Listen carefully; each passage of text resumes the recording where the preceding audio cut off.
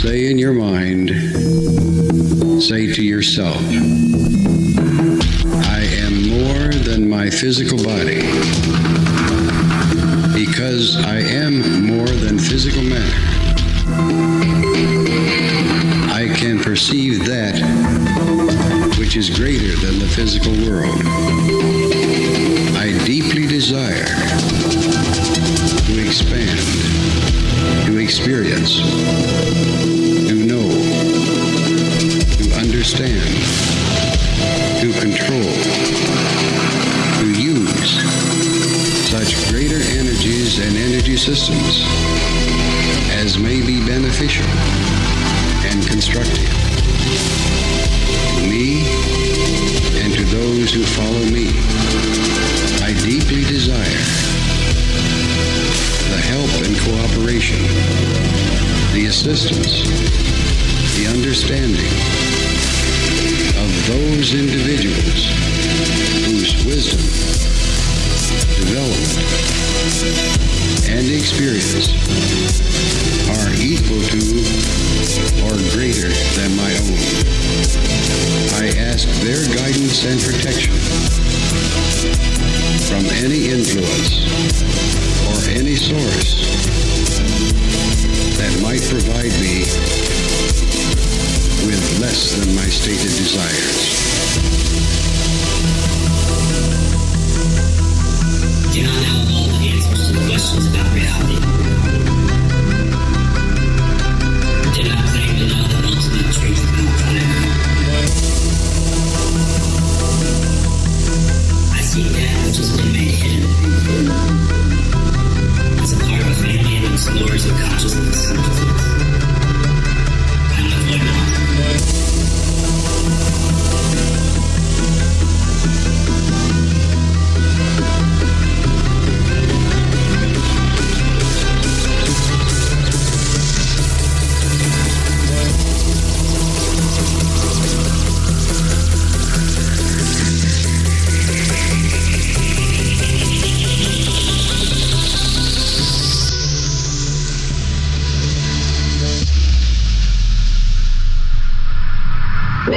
Welcome to Lighting the Void. All broadcasting live from a shack on a hill in the Mossy Creek bottoms of Cane Creek, Arkansas. This is Lighting the Void live here on the Fringe FM. God, I'm late. I'm so sorry.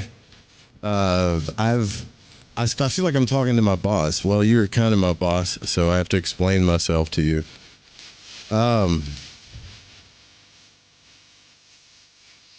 I was roofing today all the way till dark. I mean, I got off the roof at, 30 minutes before the show started. And I was drenched. I mean, I gotta be honest with you. Let me make sure this, oh yeah. This is so cool. I don't have to use two computers. This is amazing. I love it. Okay, so I got off the roof. I had 30 minutes until the show started. And I was soaked. You know, when you're on the roof, you got tar and crap all over you and just whatever. And so I live in a shack, so I pretty much camp out here. So if I have to go take showers at Forest Tower Studio. So I had 30 minutes to run up there, grab my shower caddy, run up there, hope some nasty trucker isn't in there and that the shower's clean, take a shower. Dude, there's no way I was going to do a show tonight. Like, no way. Not a chance. I mean, no offense to truckers. I was probably nastier than all of you, actually. Truckers stay clean for the most part.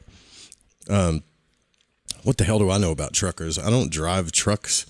I know they'll kick your ass if you talk too much crap. But anyways, my point is what do y'all want to do tonight? I've got a couple of ideas. I'm not prepared to go into the Bible like I was last night. I mean, I could have left my dad on the roof. He's almost 70. I could have left him up there to his own demise, but I'm not going to do that. I have an idea. We can get back into the Penry stuff, or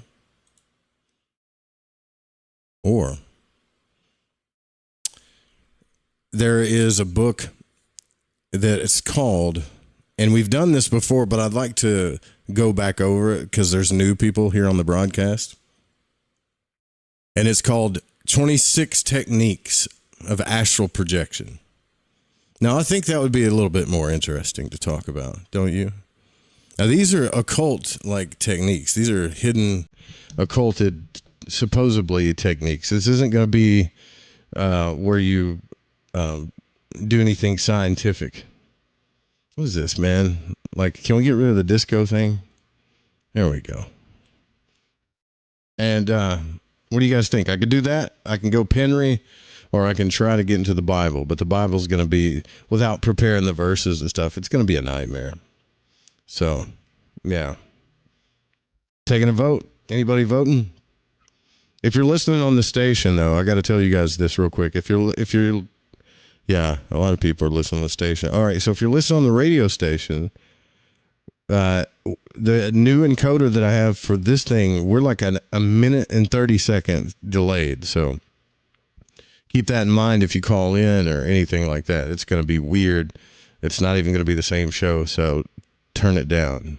If you go to YouTube or even YouTube it's still going to be like at least a minute delayed. So the radio station has got better radio sound quality, but it's delayed. Not that you guys care or whatever. All right, Domic says Penry. Dennis Coke says astral projection. Astral projection always sounds like something that you'd buy at a sex shop, doesn't it? Did you get that new bottle of astral projection?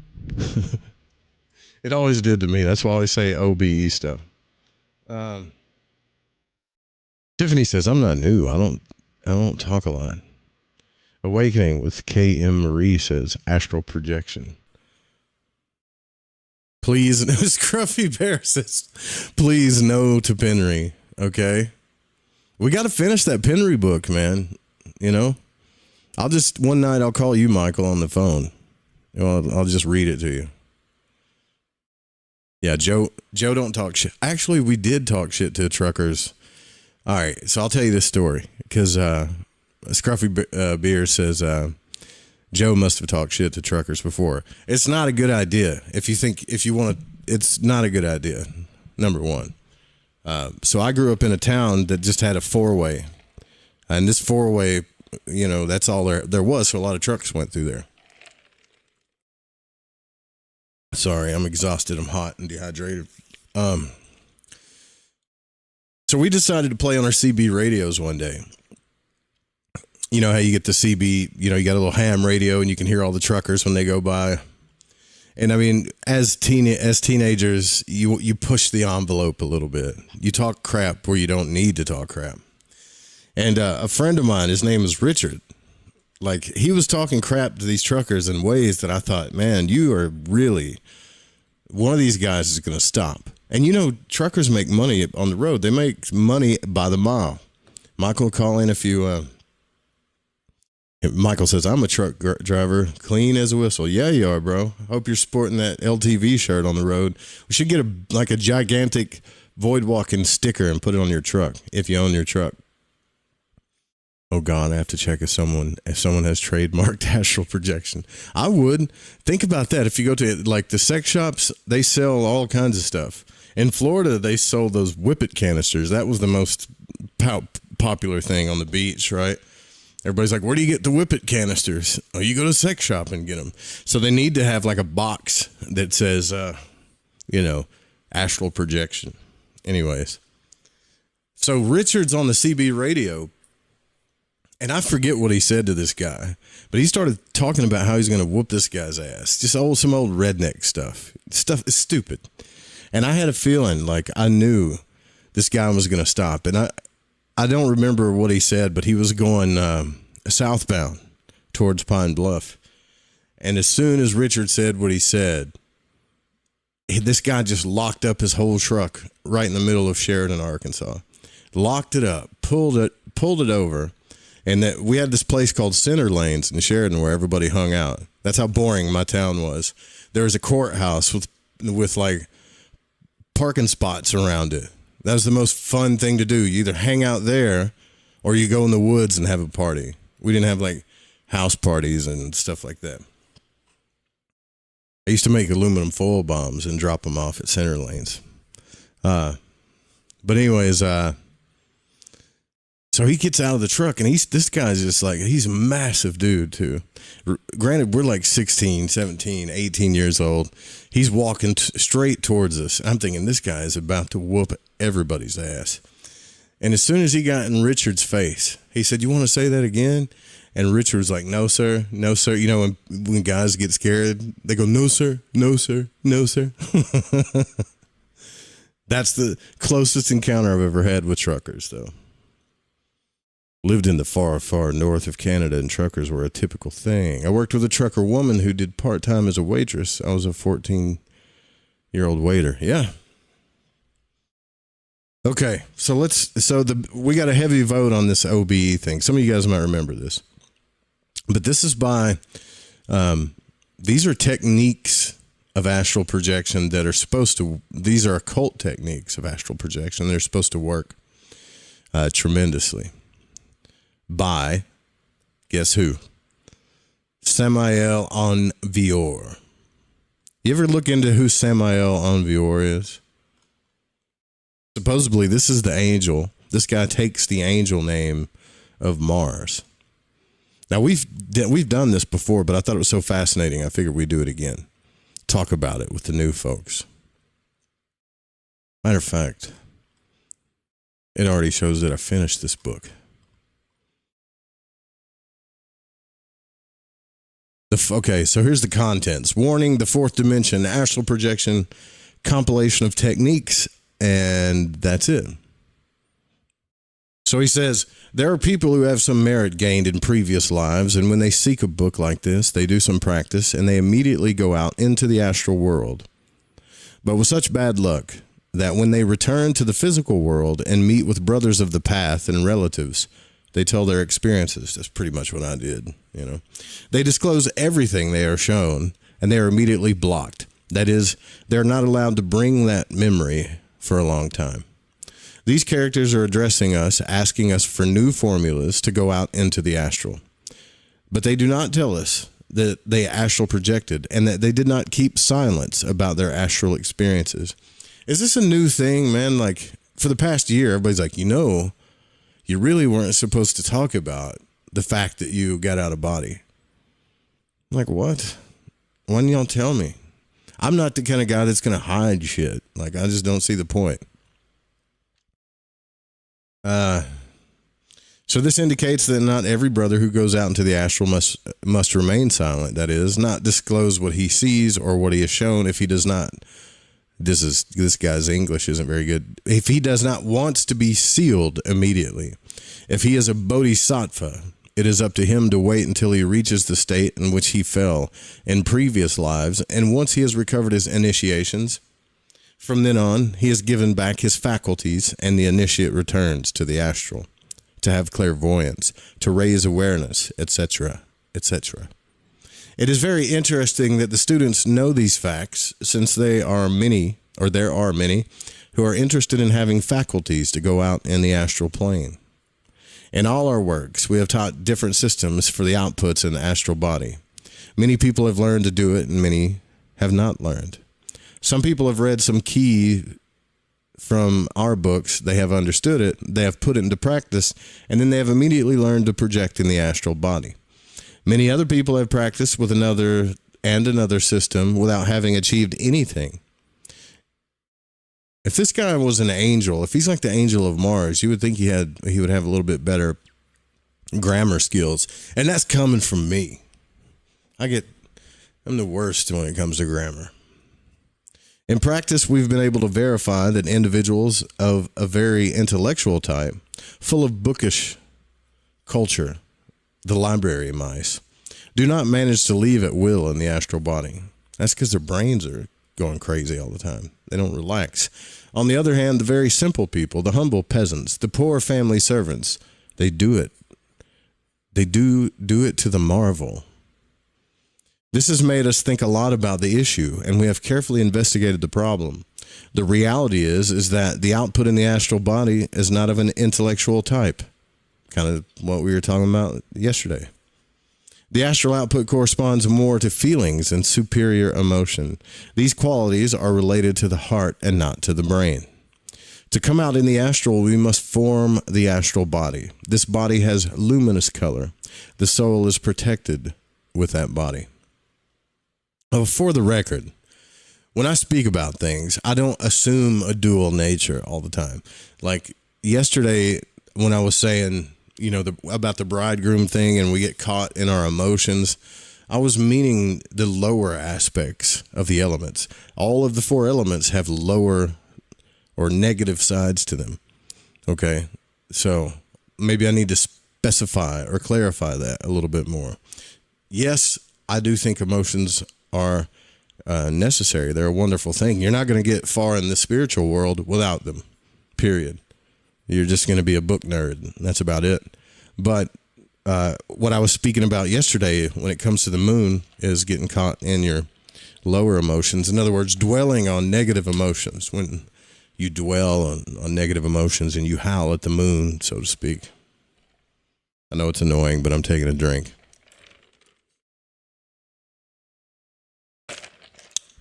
I don't like going up and down the ladder. Oh, before we start this book, too, they took down Jason Quitt's video. Didn't tell me why. I had a listener comment in the video section. I told y'all it was weird. Something weird was happening. And they said this live stream, I put it up for a second time. And they said this live stream, what do they say? It says, can't play this live stream recording, whatever. So I reached out to the YouTube help desk and I talked. I don't know if I was talking to AI or a person, but it seemed like it was a person. And they couldn't figure out what was going on either. I was like, why did this video get taken down? And they were like, I have no idea. So they looked into it and put the video back up. So an algorithm took it down for something. I don't know. All right, but it's back up now, if you want to go back and listen to it.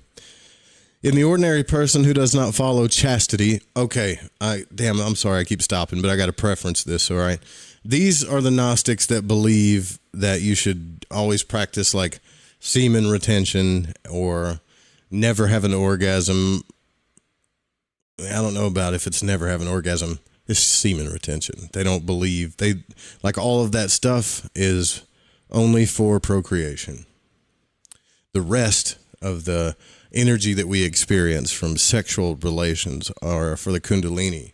And if you spilled the seed, it's a bit graphic, right? If you spill the seed, but it's kind of like evil or it's weakness or you mess up your energy bodies. I have to preference that. I don't think I should have to preference anything else. So in the ordinary person who does not follow chastity, that body is vaporous, dull, and very vague, which changes completely when we transform our seed into light and fire through magic of love or the transmutation of singles. See the book, The Perfect Matrimony. The mountain that speaks, this guy's English is awful. The mountain that speaks the Bible is the astral field on the many dimensions of our planet Earth. If you want to succeed, have strength of will, do not let yourself get out of the real path. Remember that there are currently tenebrous characters of sparkling intellectuals who fight against the universal Christian Gnostic movement.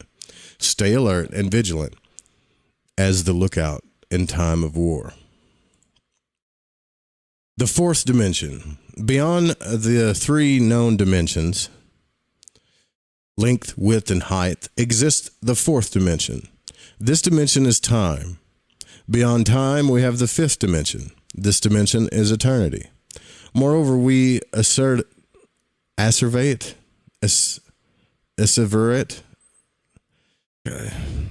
Stop trying to use big words. Moreover, we know that beyond eternity, a sixth dimension exists. This sixth dimension is beyond eternity and time. And this sixth fundamental dimension is where total liberation begins. Therefore, only the person who awakens in all the six fundamental dimensions of space is a true clairvoyant, a Turiya, a legitimate enlightened one. And then he's got a picture of the Kabbalistic tree of life, all of the Sephira, the 9 heavens, and all the dimensions. 3rd, 4th, 5th, 6th, and 7th.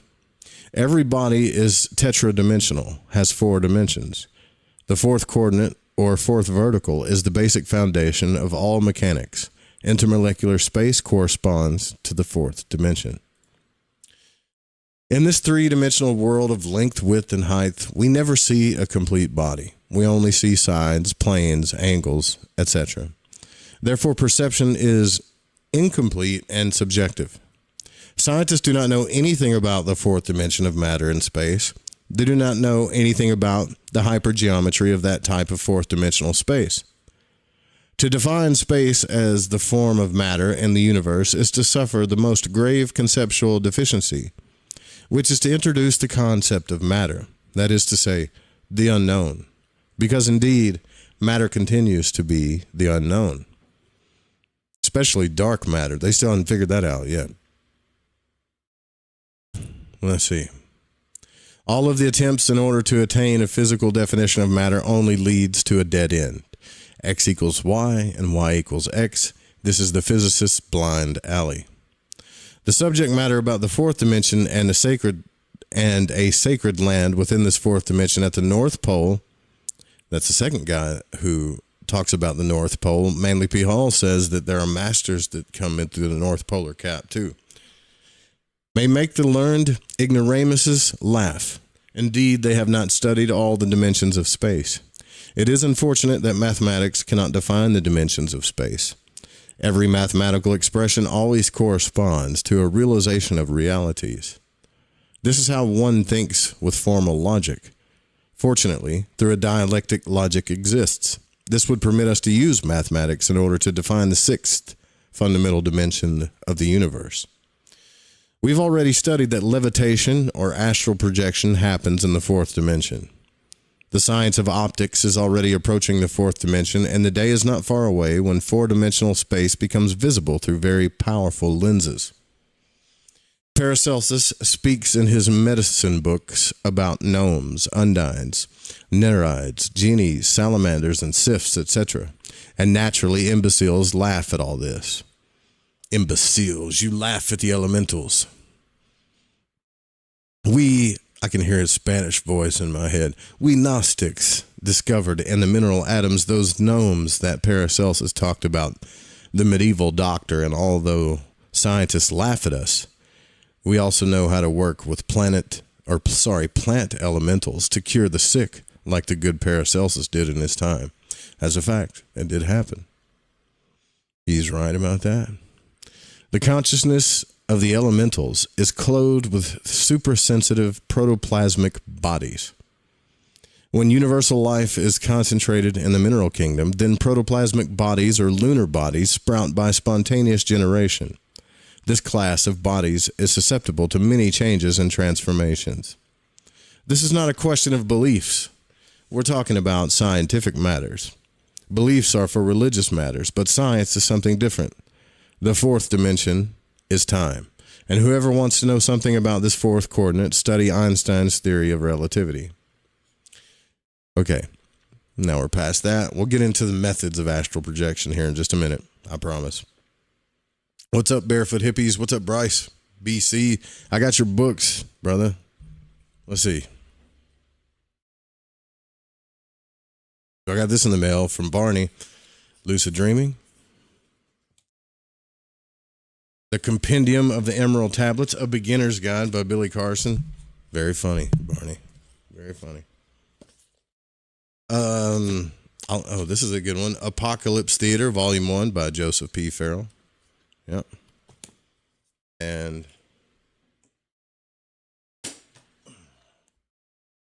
That Old Time Religion, The Story of Religious Foundations by Jordan Maxwell, Paul Dice, and Alan Snow. Thank you, brother. It looks weird on the screen, doesn't it? It's probably because of the green screen, so you can't really see it. Sorry. All right. I was blinded by science. Oh, yeah. Drop the acorn. Oh, my God. You motherfuckers. Okay. Let's get back into this. The pentagram. He's got a picture of like the tetragrammaton pentagram, the Gnostic pentagram. Wonder if I could share it, maybe, so you guys could see it. The pentagram with its superior ray aiming up forces the tenebrous ones to scatter. The pentagram with its superior ray aiming down serves in order to call upon the tenebrous ones. When the pentagram is placed on the floor of the threshold or entrance of a room, with its superior ray aiming towards the interior and its two inferior rays aiming towards the outside of the room, it does not permit the entrance of black magicians. The pentagram is the flaming star. The pentagram is the sign of the Word made flesh, and according to the direction of its rays, it can represent God or the devil, the immolated lamb or the male goat of Mendes. When the superior ray of the pentagram is aiming up towards the sky, it represents Christ. When the two inferior points of the pentagram are aiming up towards the sky, it represents Satan.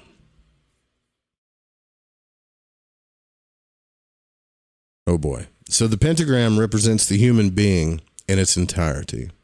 The pentagram with its superior ray aiming upwards is the master. The pentagram with its superior ray aiming down and its two inferior angles aiming up is the fallen angel. Thus every fallen bodhisattva is the inverted flaming star. As a matter of fact, every initiate who allows himself to fall becomes an inverted flaming star. The best electrum is a flaming star composed of the 7 metals, which corresponds to the 7 planets. These are the following: silver for the moon, quicksilver for Mercury, copper for Venus, gold for the sun, iron for Mars, tin for Jupiter, and lead for Saturn. Pentagram medallions for wearing around the neck and rings for wearing on the finger can be manufactured. I have one. I've always wore it. You guys see it all the time.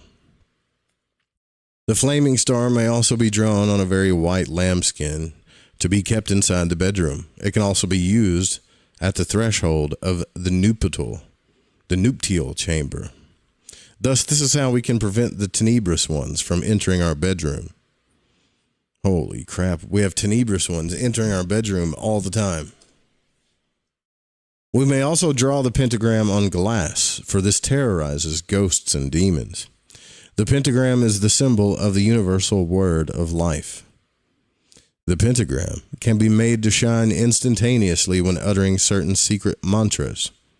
Within the Gopala Tapani and Krishna Upanishads, we have found written the mantras which have the power to instantaneously form the terrible flaming star within the astral plane, the sight of which makes demons scatter in terror. These mantras are 5, namely Klim Krishnaya, Govindaya, Gopinjana, Vallabhaya, Swaha. We should do that. Think we'll scatter demons if we do it together? Klim Krishnaya, Govindaya, Gopinjana, Vallabhaya, Swaha.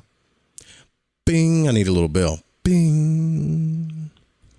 So click to hear the pronunciation of this mantra. I think I did it right. Let's see if I did it right.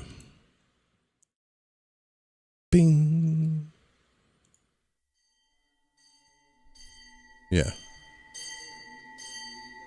I probably messed up a word or two. Here, listen.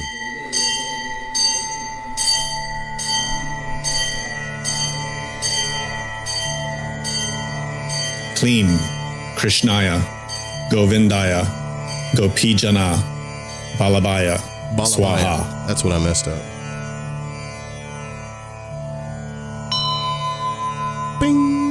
Klim Krishnaya, Govindaya, Gopijana, Vallabhaya, Swaha. Klim Krishnaya, Govindaya, Gopijana, Vallabhaya, Swaha. Let's stop this. We'll all scatter demons and fly out of our bodies before the damn show ends. Okay. The tenebrous ones from the 18th Arcanum scatter in terror, because the flaming star is instantaneously formed when vocalizing these mantras. These demons violently attack the initiate who is working in the great work.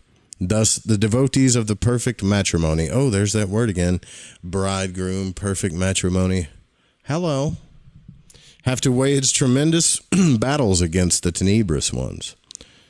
Each vertebra of the spinal column represents terrible battles against the black magicians. They struggle in order to deviate the student away from the path of the razor's edge. The powerful mantra mentioned above has 3 perfectly defined stages. On chanting Kleem, Kleem, which the occultists of India call the seed of attraction, we provoke a flow of Christic or Christ energy which instantaneously descends from the world of the solar logos in order to protect us. Thus, a mysterious door is then downwardly opened, and afterwards, by chanting the 3 following parts of the mantra, the Christic energy is infused within the one who chants them. Finally, by means of the 5th part, the one who has received this Christ energy can radiate it with tremendous force in order to defend himself from the tenebrous ones. They then scatter away in terror. So, all of you guys are, demons, oh God, demons, that kind of person, Just be a demon. That way you ain't going to worry. But no, I'm just playing. But this stuff works. It really does, honestly. That's why I like Gnosticism. I think they're right about 90% of stuff, The word always crystallizes in geometric lines. This is demonstrated by magnetic tapes. When speech is recorded on a cassette, each letter crystallizes into geometric figures. Did you know that? On cassette tapes. Afterwards, it is sufficient to make the tape vibrate in the tape recorder in order for the speech to be repeated. God geometrizes the words, and the word is shaped with geometric forms. The mantras formerly cited by us have the power to instantaneously form the flaming star within the supersensible worlds. This kind of star is a vehicle for the Christ force. This kind of star represents the Word. Everyone who works in the flaming forge of Vulcan can defend themselves with these powerful mantras. These mantras must be chanted syllable by syllable. One can conjure the demons who controlled the possessed ones with these mantras. Hell yeah, I bet Constantine didn't know that one. It is urgent to learn how to instantaneously create the flaming star. With these mantras, we can create the star in order to combat the tenebrous ones. Hell yeah. We'd set fire on the earth. Here's a compilation of techniques for astral projection. What's up, PK, Barefoot Hippies? Yeah, the Tatua cards. Okay, this is why I asked you, Joe. I messed up Madonna's opening number for her MDNA tour was blasphemy. Man, Madonna, just to be a part of that was cool. I wouldn't worry about messing it up. If I saw Madonna back then, I don't know how long ago that was, but I would do everything in my power. As dirty as she was, knowing as dirty as she was, just make out with me. When I was a kid, I thought Madonna was hot, man. But now she's a tenebrous one to me. That's cool that you got to work with Madonna, man. That's cool. Compilation of techniques. Number 1, attention. It is necessary to know that humanity lives with its consciousness asleep. People work asleep. People walk through the streets asleep. People live and die asleep. When we come to the conclusion that the entire world lives asleep, then we comprehend the necessity of awakening. We need the awakening of the consciousness. We want the awakening of the consciousness. To forget oneself is an error of incalculable consequences. To identify oneself with something is the breaking point of stupidity, because the outcome becomes fascination and dreaming. It is impossible for anyone to awaken their consciousness if they forget themselves, if they become identified with something. I told you guys, Don't let things in the exterior identify you, categorize you, or any of that stuff, because the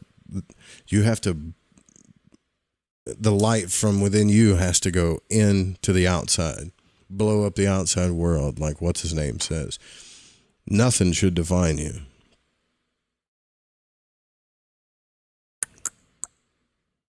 To awaken the consciousness is impossible for those aspirants who allow themselves to become fascinated if they fall into a dream.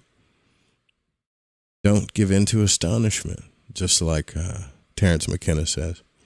The pugilist who is crossing blows with another pugilist sleeps profoundly. They are dreaming. They are totally identified with the event. They are fascinated. And if unexpectedly they awaken their consciousness, they would look in all directions and flee immediately from the ring, totally ashamed of themselves and the honorable public. You are traveling in any urban transportation within your city. You must get off from that urban transportation at a certain street, yet suddenly the memory of a beloved relative comes to your mind. Thus, you become identified with that memory. Then fascination comes, and soon you are daydreaming. Then suddenly you shout an exclamation, "Where am I, damn it? I have passed my stop many blocks away. I missed my turn. I should have got off in a previous stop, that street." Thus quickly you realize that your consciousness had been absent. You then got off from that urban transportation and go back on foot to the stop where you should have gotten off. Whosoever wants to awaken the consciousness must begin dividing the attention in 3 parts. 3 parts. If you want to awaken your consciousness, 3 parts. What did Genevieve ask? Is there a difference between a daemon and a demon? I think a lot of the gods that we're called daemons changed into demons. I think daemon is an older word, a more Eastern word for a lot of gods and demons. It's kind of different there. Just like jinn. Some jinn might be considered demons to us, but to the Eastern folk, they're just jinn. You know, I think if you go back and talk to, I think I actually asked that question to Nineveh Shadrach when he was on the show a long time ago, but he's more of a Middle Eastern magician, but I forgot his answer to that question. That is a good question. I think there's a gray area there, is what I'm saying. All right, so the 3 parts to awaken your consciousness: subject, object, and location. Subject, your inner remembrance of oneself from movement or from moment to moment. Not to forget oneself before any representation at any event. Object, not to become identified with anything, with any circumstance, to observe without becoming identified, without forgetting yourself. And then location, to ask oneself, what is this place? To observe the place in detail, to ask oneself, why am I in this place?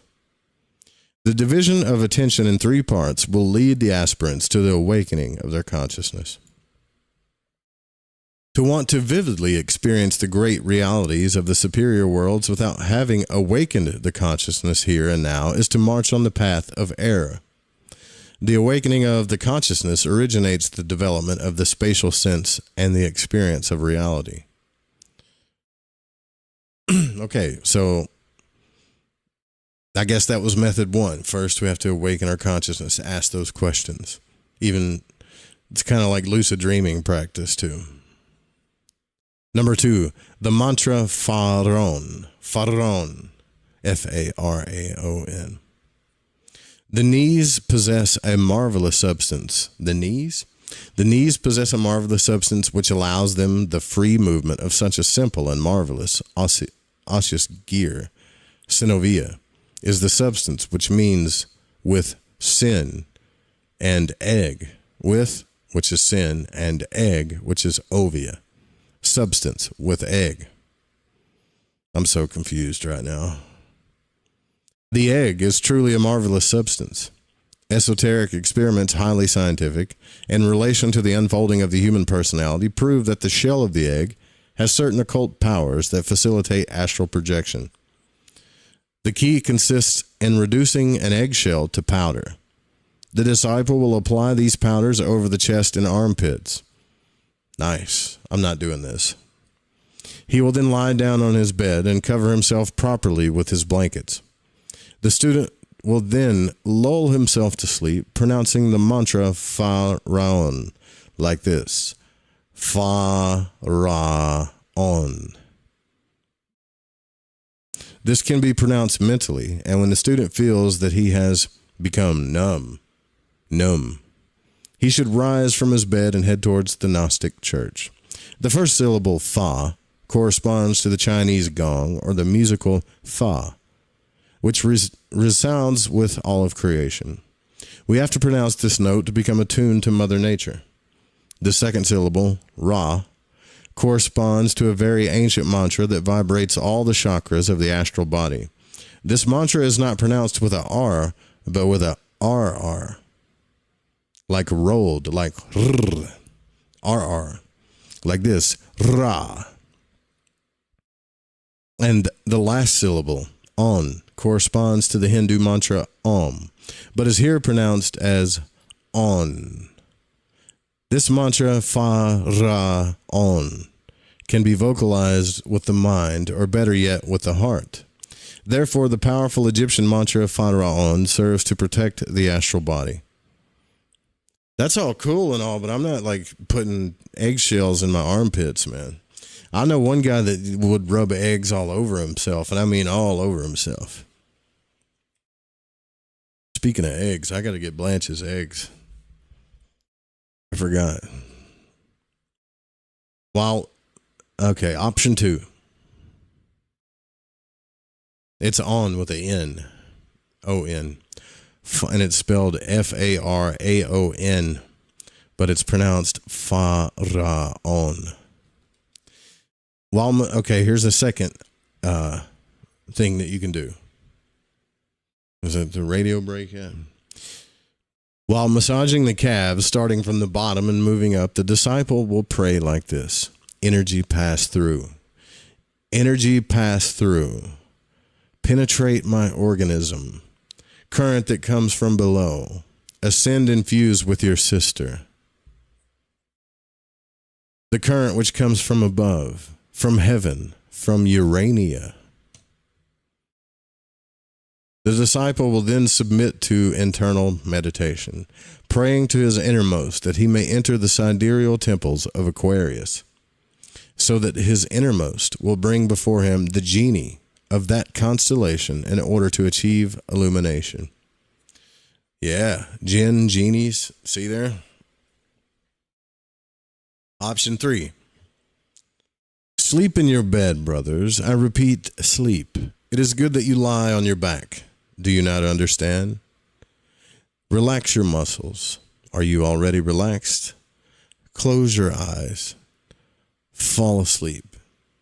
Now, vocalize the mantra Fa-Ra-On, that wonderful mantra for astral projection, like this. Fa-Ra-On.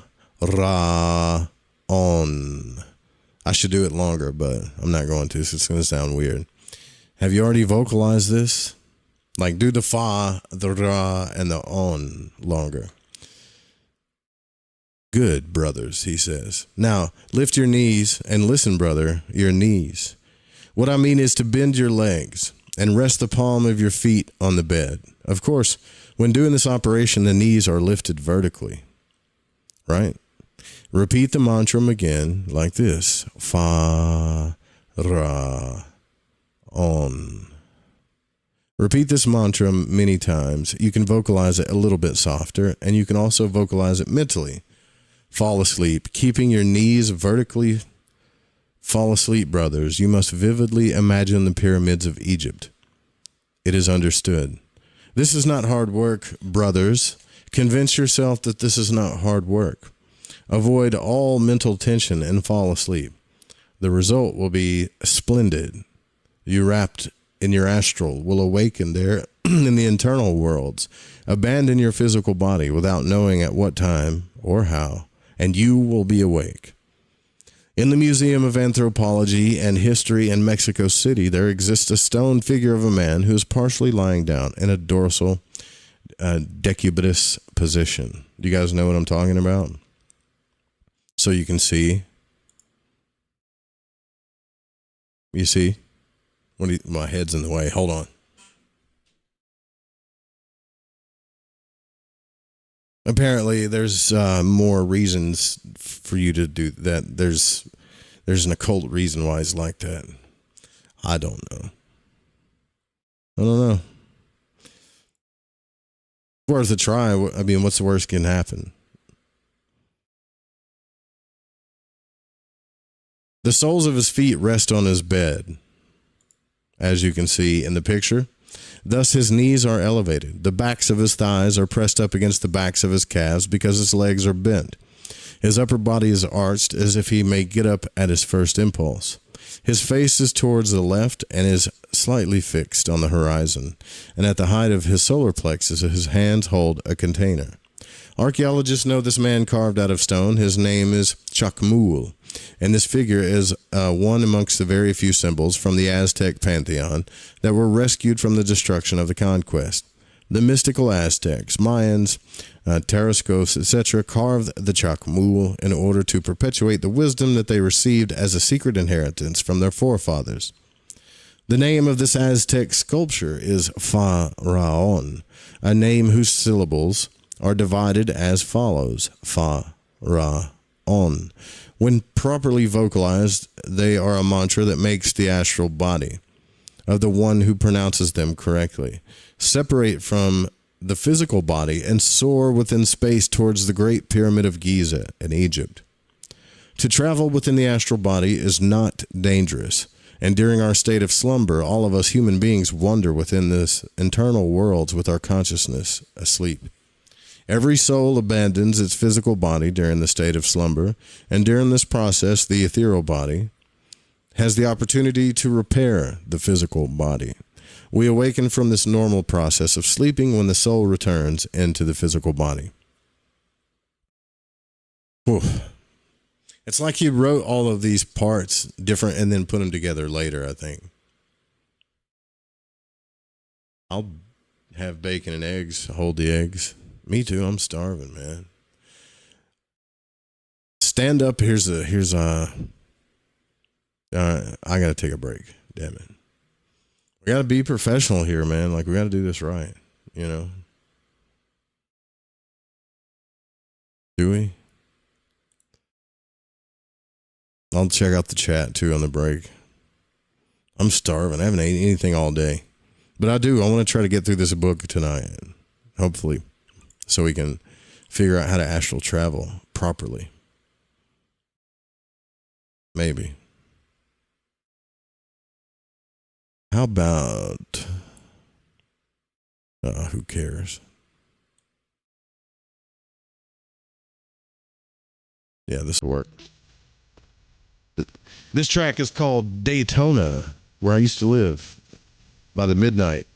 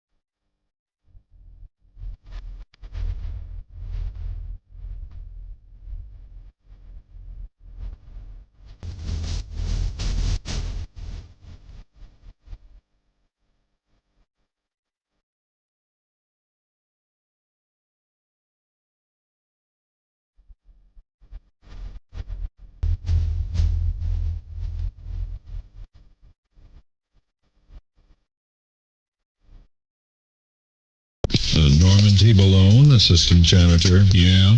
I am here to inform you that everyone in this unbelievably large advertising agency has been fired. Oh, no. Except for you. Really? Which means, Mr. Balone, you're now president of this entire unbelievably large advertising agency. Gee, I don't know much about advertising. Apparently neither did anyone else around here. See, I spend most of my time mopping floors and listening to the radio. Radio, now there's an efficient and economical way to advertise. Really? Well, sure, radio costs a fraction of TV. Ooh. And radio targets specific customers. I love radio. So you'll accept the job. Boy, it's a big responsibility. Make up your mind, Balone. This is the chance of a lifetime. All right, I'll do it. Splendid. In 3 hours, you will address the stockholders at our annual meeting. Ooh, what'll I say? You'll explain why this company lost $17 billion last year. Can I change my mind? I don't really believe Radio. Red hot because it works. For all the facts, call the station or the Radio Advertising Bureau. I was in the middle of the Atlantic Ocean when it happened. There was a sudden jolt and our submarine crashed on the seafloor. We were in total darkness. That's Dr. Dejana Figueroa, a marine biologist and STEM teacher, talking about a deep sea dive she'll never forget. It's funny, when I was a kid, I was afraid of the ocean. And there I was, 2 miles below the surface. But as a scientist, you prepare for that. Using our training and a little creativity, we fixed the sub and finished our experiments. The dive was just too important. Every dive gives us glimpses at things few people ever get to see. Glowing creatures, fiery undersea volcanoes. When we got back to the surface, I kissed the ground and called my mom, of course. But you know what? I wouldn't trade that dive for anything. Dr. Figueroa uses her passion for STEM to discover new things and make the world a better place. She can STEM, so can you. Check out She Can STEM for more stories and inspiration. A message from the Ad Council. Have you ever wondered, what do the stars say for me? Or, will the next month or the next year be more favorable? How about, are our two signs compatible? Each month, at the new moon, you can ask these questions live with me, your astrologer psychic, Mary DeCina, along with host of Lighting the Void, Joe Root. Join us at the new moon for Cosmic Conditions. We look forward to working with your energy. Every new moon at 7 p.m. Pacific, 10 p.m. Eastern, right here on Fringe FM. Hey, this is country music singer and void walker Jason Benoit, and when I need my fix on the world of magic and the capabilities of the human consciousness, I listen to Joe Roop right here on Lighting the Void Radio. My name is Jake. I'm from Billings, Montana, and I am a void walker. Hey, Joe Root. Thanks for lighting the void. This is Janine in the bluegrass of Kentucky, and I am a void walker. What's up, guys? This is Daniel from San Marcos, Texas, and I'm a void walker. I listen to the show to keep myself aligned with the world. Hi, this is Laura, aka Laura Lavender. I'm from Las Vegas, and I listen to Lighting the Void because it helps me understand some of the strangest experiences I've had. So thanks for all that you do and for always being there for us, Joe.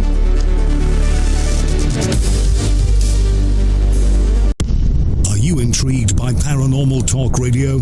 You'll love the new Paranormal Radio app from TalkStream Live. You'll find a great selection of talk shows covering UFOs, ghosts, strange phenomena, and much more. Download the Paranormal Radio app now and start listening to the very best in paranormal talk entertainment, including the network you're listening to right now, the Paranormal Radio app, free in Google Play and the iOS App Store.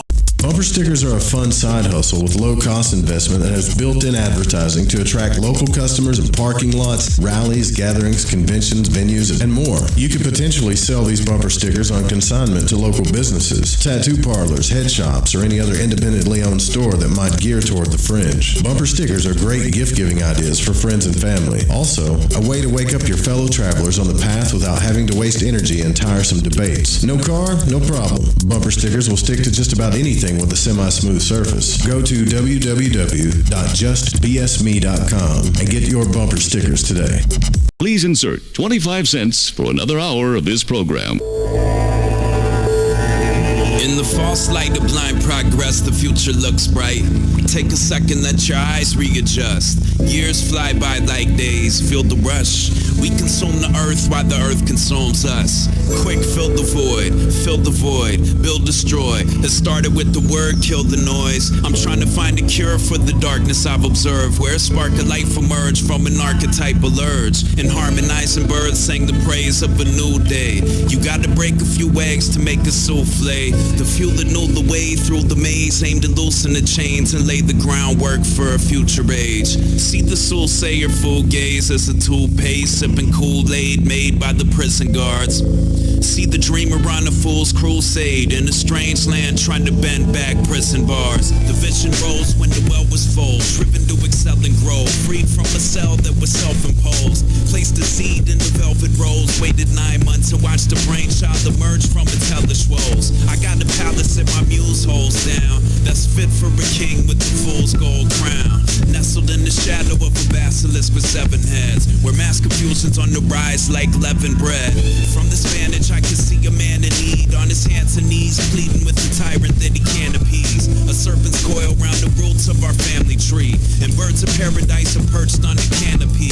Grant us amnesty to see the dry earth and turn the wasteland into the Eden where we thrive first.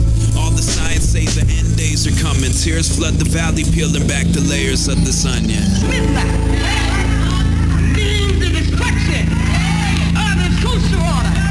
The darkest hour separating the day from tomorrow. Separating light rays from the hemlock and deadly nightshade. Find your way home before the light fades. Through life's maze like caged mice, with men that fell from grace and great heights and ate the faithful apple at a ripe age. A sight to behold, a construct to follow blind, while vultures circle us with eyes like dollar signs. Seek solace, find hearts that pump liquid collagen prime to scrawl away their souls on the dotted line. I need release from the chaos, the payoffs, the backroom deals, the global chessboard, the stray shots that tear through flesh when empires face off and despots reduce men to biometric stage props. A smile that could heal the sickness of the world lights the living room like forgotten visions of a girl dancing in the rain, telling me the story of creation. Alpha to Omega, Genesis to Revelation. Something just opens. Something just opens. All right. There was a kind of flash. The air around you is liquid, and you can feel the liquid, and you can feel the liquid being pulled into your lungs, being pulled into your lungs. And everyone in the world heard such their a cool name, artist. And everyone in the world heard their name. That's Deca, D-E-C-A. You guys got to check him out, man. Get all the stuff, all of it. What did I do to my mic? Oh, there we go. What's up, Wes? Barefoot Hippies. I like a few hip-hop and R&B artists. Depends on what they have to say. Did I roll my R's then? Go get food? Yeah, right.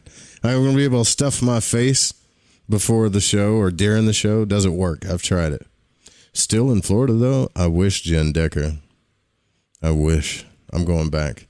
You can't, like, if you lived where I lived in Florida, of course, I got the Florida experience, not the Miami experience or the Keys experience, but I lived on A1A Avenue. I lived on the beach. And once you do that for a while, if you go, like, say, back to central Arkansas or somewhere, it's like,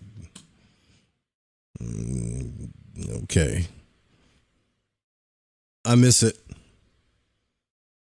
Let's see. All right, let's get back into this. Hope you guys aren't rubbing eggs in your armpits, eggshells and stuff like that. You're not doing that, are you? If you guys do that, let me know. I would like to know if you're into that kind of thing.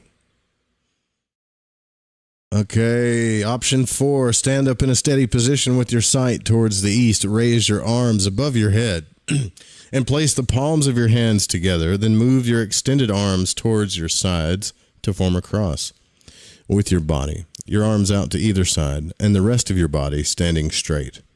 And then after you cross your arms over your chest and lie down dorsal straight, or dorsal decubitus. What does that mean? Somebody tell me what that means. D-E-C-U-B-I-T-U-S. On your back. So when you feel you are falling asleep, with a sincere prayer, ask your God and the masters to take you to the Great Pyramid of Giza in Egypt. Immediately after finishing your prayer, vocalize, guess what? Pharaon. I grew up in Orlando, went to Daytona Beach all the time. We should have hung out, man. I was so desperate for like company and attention. I invited everybody over to my place there on Daytona all the time. You know, should have hung out, gin, and drank some gin. Pharaon. Each of one of the sounds of these syllables. What? Has a slight variation. They correspond to the natural fa of the musical scale, and they correspond to the to the fa. Okay, and then the syllable on, the changing the N with the M is vocalized by the yogis before and after their meditations. Every morning at sunrise, with your face towards the east, perform vocalization practices with all of the syllables that we have taught in this book. Start with the first syllable until you finish during many successive mornings with the last 3 syllables of this chapter. And if you faithfully practice each one of these exercises that we have taught in order for at least 6 consecutive days, you will soon project yourself within your astral body. This is if you are a respectable person, however, that you neither abuse liquors nor tobacco. Well, that puts me out. Can't have a beer and a smoke. I'm out. That you do not propagate gossip. Yeah, I don't do that. I'm not a gossipy person. Gossip is like so low to me. Unless you're talking about celebrities, then it's fun, right? That you do not enjoy making fun of your neighbors. That you love and respect every living being. Remember that God offers even the head of the evil one when he wants to offer the best to a good person. So we can't smoke. Damn. In Egypt, when the initiate received the igneous wings, he was decorated in the temple with a pair of wings fixed to his tunic at the level of the heart. When Jesus of Nazareth spread his igneous wings, I'm reading that right. He was personally decorated by the Pharaoh of Egypt. I knew Jesus went to Egypt. All those guys that went to Egypt, they all did. The position in which Jesus lays down to go into the astral was like that of Chacmul, but with the head very low and without pillows. The soles of the feet were upon the bed, the legs bent at the knees, raised, and in this way the great Hierophant would fall asleep playing on his marvelous lyre. The dorsal spine. Oh, is he talking about Jesus playing a lyre? The whole mantra, Pharaon, is divided into 3 syllables. Why does he keep repeating this stuff? We get it. Pharaon. The fa is that of the musical scale. 3rd time he said this. The ra is a deep sound. It must be vocalized with a rolling R. And on reminds us of the mantra Om of India. But the only difference is that here, instead of having the consonant M, it has the consonant N. On, as opposite of off. In general, we can give to the mantra Pharaon all the intonation which resounds in all creation with the great Fa. We advise you to vocalize mentally. The disciple must fall asleep singing this mantra with the imagination and willpower concentrated upon the pyramids of Egypt. It requires practice and much patience. Dude, I'm just like annihilating my microphone tonight. All right, so how many times is he going to talk about Pharaon? Option 5. The Egyptian mantra that is used in order to project oneself in the astral of the body is Pharaon. Here we go. This mantra is vocalized. This has to work because he's mentioned it like 6 times, man. Like he keeps talking about it. Yeah, They do say that Jesus went to India too, by the way. The mantra is vocalized during those moments of transition between vigil and sleep, having the mind focused on the pyramids of Egypt. And then he does the pronunciation again. This mantra is for astral body projections, and as we already stated, it must be pronounced during the states of transition between vigil and sleep, concentrating the mind on the pyramids of Egypt. God, I hate when people repeat themselves over and over again. Like, I get it. However, as we have already stated, the disciples that do not have the power of astral body projection must first acquire it by vocalizing the mantra Egypto for 1 hour daily. Well, that's a new one. Egypto. Option 6. The vocalization of the letter R has already been explained. The disciple must lie down horizontally, facing up. Without rigidity, the disciple must extend his arms to either side of his body and place the palms of the hands on the surface of the bed. The knees must be bent, and thus the soles of the feet will rest upon the bed. The entire body must be relaxed limb by limb. Yeah, I'm big on relaxation. If you guys haven't learned how to relax yet, you're not going to astral project unless you're sick or something, like it's not going to work. You got to be able to chill. Okay, so thus, in this manner, the disciple must enter into a slumber state and by profoundly breathing chant, guess what? Fa Raon. Thus, the disciple in a slumber state will inevitably come out of the physical body without knowing how or when. Now, the disciple's astral body will unavoidably be projected within the internal worlds, within the fifth dimension, and here the disciple's consciousness will fully awaken. In other words, his or her consciousness will become aware of the amazing experiences within those worlds, and he will be able to dedicate himself to the practice of theurgy. Isn't that funny? Under the moon, magic theurgy. But nonetheless, before lying down, one must perform the sign of the microcosmic star. And to that effect, the arms are raised upwards until the palms of the hands touch each other above the head. Therefore, extend the arms laterally so that they remain in a horizontal position. Forming a cross with the rest of the body, finally cross the forearms, the right over the left on your chest, touching it with the palms while the fingertips reach the front of your shoulders.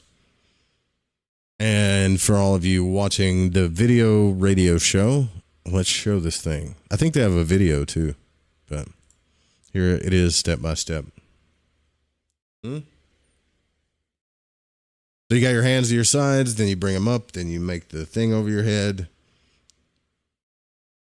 Come down over your head, then you go back around, and you cross your arms, and it makes like that pentagram thing. Right. You see that? Okay.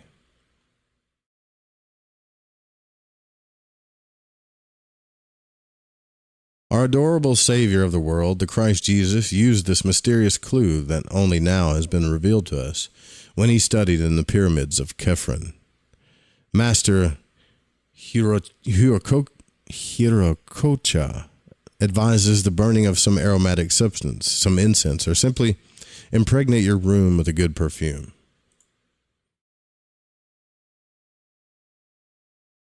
Three, empty your mind. Therefore, the clue in order to consciously travel in the astral body is to empty the mind. Remember that. Take no thought. Take no thought. Have the virgin consciousness. Empty the mind. While lying down with his body, the student will beg his internal God to take him out of his physical body. Has anybody ever done that? Like begged? Right? Please get me out of this body. Please. God. Please. Beg. After this imploration, the student must empty his mind, because for this practice, it is useless to think. So by comprehending the uselessness of thinking, the student will absolutely clear his mind and not think. You know how Robert Monroe does that? He calls it a conversion box, right? If you listen to any of his the Gateway Experience, he calls it your magical conversion box, and it's heavy with a heavy lid, and you go up to it and you put all these thoughts and worries and all this stuff inside of it. Like I said, man, I grew up I had my own anxiety problems when I was younger, so I know all about it. But now I can't stand to be around people that worry all the time. It just bothers me. I guess I was traumatized from it so much that I don't want to be infected by it again. That's terrible. It kind of makes me an asshole, doesn't it? But it worked, right? It works. Like, just relaxation itself is important. And I have The Art of Relaxation. It's like $3 on Patreon. I think it's free on Gumroad. And it has some old school, like, techniques in there on how to relax the body. Voice guided by me, by the way. Before anything else, comprehend that in order to consciously travel in the astral body, the process of thinking is an obstacle. When we comprehend the uselessness of it during this practice, which will take us to inspirational knowledge, then the mind will naturally remain quiet and in silence. There is the need to distinguish between a mind which is quiet and a mind which has to be forced to be quiet. There is the need to distinguish between a mind which is in silence and a mind which is silenced by force. When the mind is quiet and silenced with violence, a secret struggle begins to exist. And this mind is therefore not quiet, and neither is it in silence. Only when we have comprehended the uselessness of thinking during these practices will the mind remain quiet and in silence by itself. Afterwards, the student must tranquilly fall asleep. And if the student achieves falling asleep without thinking, that is to say, with his mind quiet and in silence, he will then consciously awaken out of his physical body, elevating himself into inspirational knowledge. Therefore, it is indispensable for the dreamer to awaken. It is urgent to awaken the consciousness. All the human beings travel in the astral body during the hours of sleep, but they disgracefully live in the astral plane with the consciousness asleep. Disgracefully. Don't you like how Samael puts these words? Kind of makes you feel like a bastard, you know. Like I'm a loser because you think too much. They are called sleeping wanderers. When the dreamer awakes from his dreams, then he elevates himself into inspirational knowledge. The masters of the White Lodge do not dream. They live at every hour with their consciousness awakened and in the state of vigil, even when their physical bodies are sleeping within their beds. Ooh, calf cramp. Yeah, there we go. I know a trick to get rid of those like instantly. I'll have to teach it to you on YouTube one day. Calf cramps, no matter how intense they are and you want to die, I can show you how to get rid of it like that. Like, everybody has these little techniques, but this one works. This one is amazing. Imagination and willpower. Technique number 4. There is a key in order to depart in the astral body, which should be performed quickly in those moments of awakening from sleep. Upon awakening, you must close your eyes, and without movement, you must strongly imagine any given place.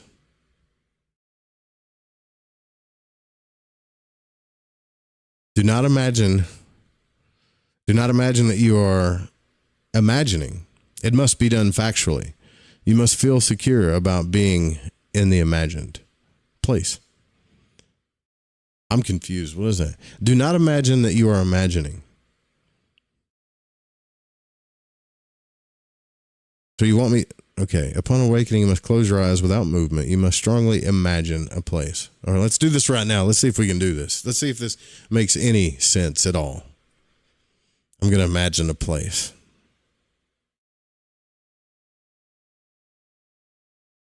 Okay. Do not imagine that you are imagining. What the hell does that mean? It must be done factually. I guess what he's saying is don't tell your mind that it's your imagination. Just actually go there. Was that right? Is that what he's saying?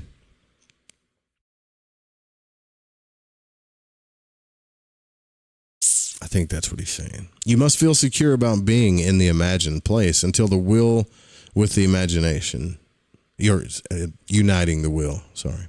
It is logical that one will triumph if this union is achieved.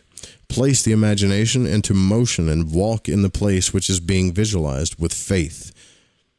I get what he's saying now.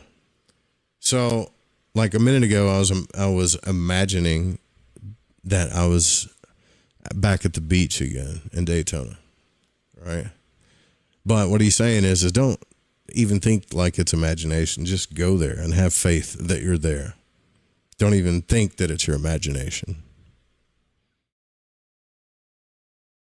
Okay. If this practice is performed without moving in bed while working with this imagination, which is feminine, and willpower, which is masculine, oh, there's that bridegroom again. Cosmic sex. One can go to any place that one pleases.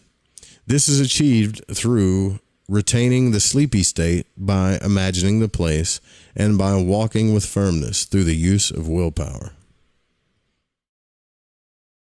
Okay, we have 26 techniques and we're at number 5. We need to move it. Number 5, cardiac chakra. Those who want to learn how to leave in the astral body at will, those who want to enter into the jinn science, to learn how to place themselves within the 4th dimension with the physical body and travel with their physical body to any distant place in the world without the necessity of an airplane.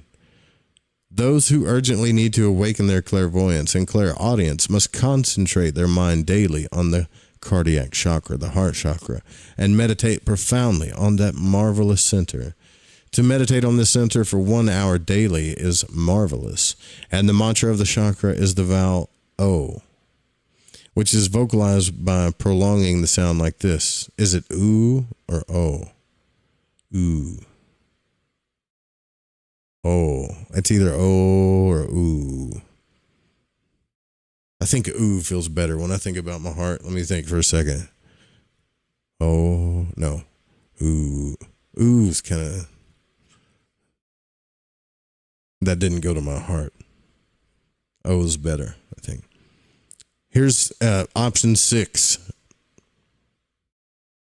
Hari Ram, Hari Ram, Hari Ram, Ram Hari Hari, Hari Christ, Hari Christ, Christ Christ, Hari Hari, Hari Mirari, Modap Koiptus, Hari Kopal, Govind Mukam Sanre. What? This is a mantra. I'm saying all this wrong. Mage Prage Yodi Kolpi Basi Parvo Tulo Hiro no Dani In By Dinim. Sri Govind, Sri Govind, Sri Govind, Sri Govind, Ganesha Namap. Here, I'm going to put this in chat. That way you guys always have it. Figure out how to say this. Oh, can I not copy this? They're not going to let me. Hold on. Control. Let's see if it'll let me. Nope. You guys want to see it?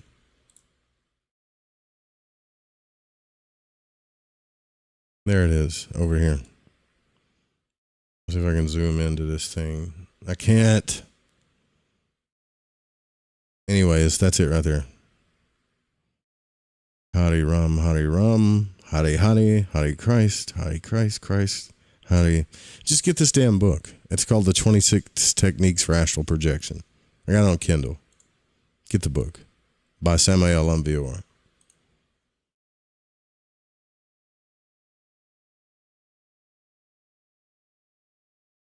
So chakras do come in here somewhere. Yeah. Hare Krishna. The devotee must fall asleep with the head towards the north or towards the east. First of all, it is necessary for the devotee to learn by heart these mantras from India. Thus, while the devotee is laying down dorsal, decubitus, or face up, he begs, calls, and invokes with all his soul the master, Lakshmi, in order for the master to take him out consciously and positively in the astral body. It is necessary to call Lakshmi in the name of Christ. In the name, here's the invocation. In the name of Christ, by the glory of Christ, and by the power of Christ, I call upon you, Lakshmi, Lakshmi, Lakshmi. Amen. Lakshmi. His invocation is repeated thousands of times, supplicating the master, Lakshmi, to take you consciously out of the physical body and to teach you how to travel consciously in the astral body. After making this invocation, recite the Sanskrit mantras thousands of times with the mind concentrated on the Christ. Calmly fall asleep while making the invocation. And when you wake up, practice a retrospective exercise to remember where you were, where you walked, with whom you were speaking, etc. It is necessary to ask Lakshmi to teach you how to go into the astral world consciously. To learn how to go out consciously in the astral body, it is necessary to have patience as great as that of Saint Job. Let us remember that the degree of apprentice is 7 years long, and that only after 7 years do the first flashes of illumination begin. Well, I'm just going to tell you guys right now, I got out of body without using any of this stuff. I just did Monroe stuff, and I'm sure this stuff works. I'm not sure, actually, but it sounds like it's cool, like it works, right? Interesting, Krishna and Christ sound very similar and did similar missions on Earth. Yeah, their story is the same, too. The virgin birth, the king was sent out to kill the baby Krishna, birth, death, and resurrection thing. The only difference is, I think, is Krishna was blue. That's it. And all the characters had different names. We give this caution so that the student knows what to expect. And, that those texts were written 1,000 years before any Christian texts were. So it is best for the curious, the profane, and the profaners of the temple to withdraw. This science is not for the curious. The invocation of the master Lakshmi is magnificent, marvelous. However, the Gnostic student must help himself, must concentrate on the navel, the belly button. He must fall asleep by chanting the mantras mentally. Thus, when he finds himself somnolent, when he feels that lassitude characteristic of sleep, he should imagine himself to be a breeze or a gas or something subtle, to feel that he is completely aerial and gaseous. Thus, feeling oneself in that state, aerial and subtle, one forgets the heaviness of the physical body and thinks that one can fly anywhere because one no longer has weight of any kind. Well, man, dude, why didn't you say so? If all I had to do was be gaseous to get out of body, I'd run down and grab some Burger King, man. Those burgers, they tear me up, man. I don't have to do all this mantra stuff.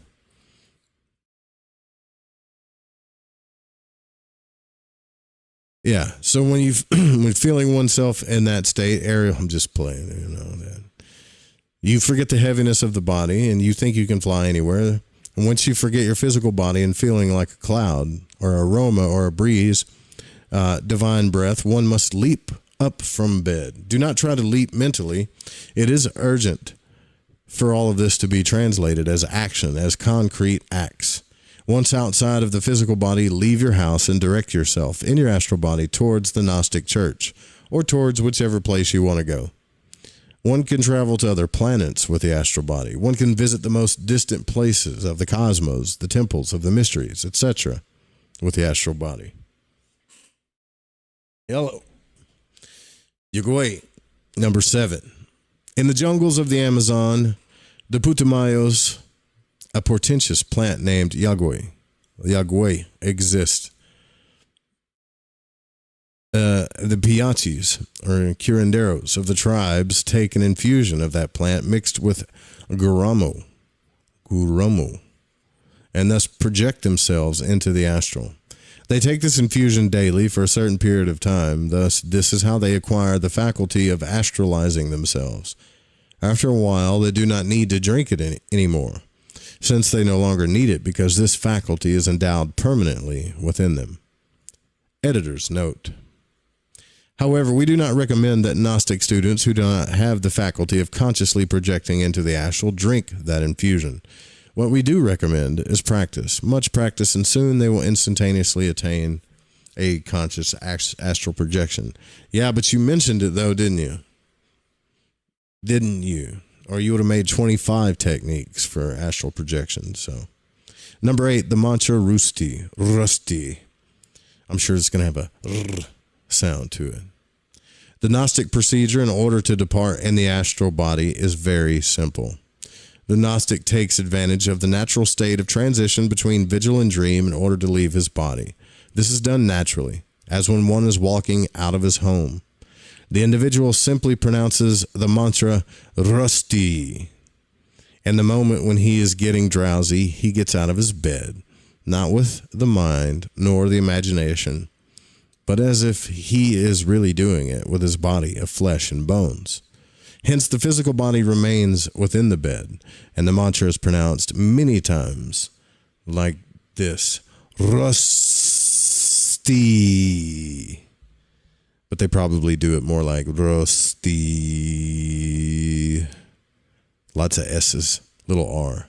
Rusty. Rusty. Who's Rusty? That's true though, man. When I had that that out of body experience, I told you guys, I literally sat up out of my bed. I assumed that it didn't work. You know, I let the vibratory, that numb vibratory state happen, and then it kind of went away, and I was just like, okay. And I sat up. I thought I was sitting up physically. I even pushed my elbows in the couch and everything. I kept the inertia going so I didn't like stop, kind of thing, you know. All right, number 9, the Mantran Egypto.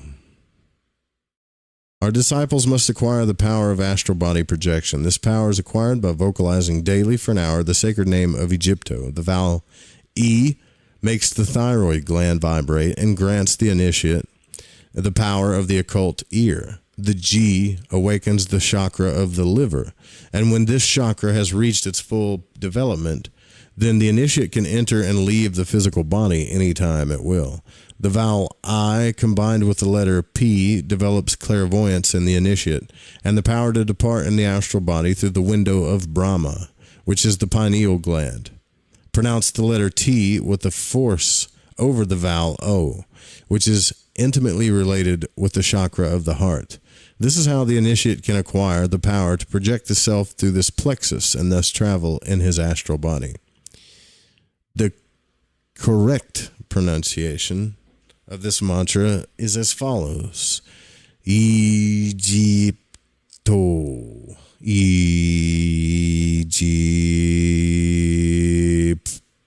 It's got a lot of P's from Egypt. It could be oo though. Egypto. I have to look that one up. Those who still do not have the ability to project themselves in the astral body with our clues lack this power. Therefore, they must first acquire it by vocalizing daily for an hour the mantra Egypto. This mantra develops the chakras related with the projection of the astral body completely. This is how the disciples acquires the power of entering and leaving the physical body at will. And once the power for astral projection is acquired, the disciple will enter and leave the physical body at will. Egypto. Egyptos. Number 10, the Holy Eight. According with the former description of the following exercise is suggested. Withdraw all type of thoughts from your mind. Now, imagine the Holy Eight as it is represented in the following graphic. And he's showing basically like it's Egypto, not with it. Yeah, there you go.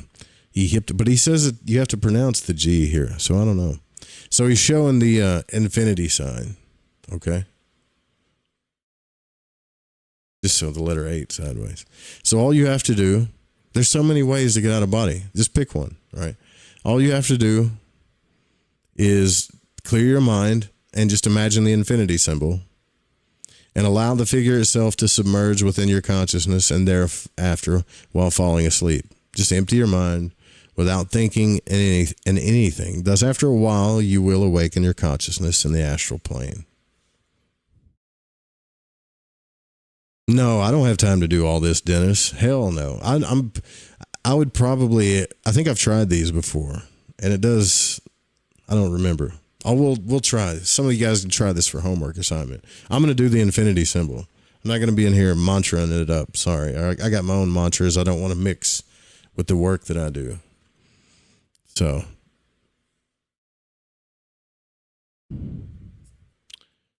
Night there, Barney. Thanks for the books, brother.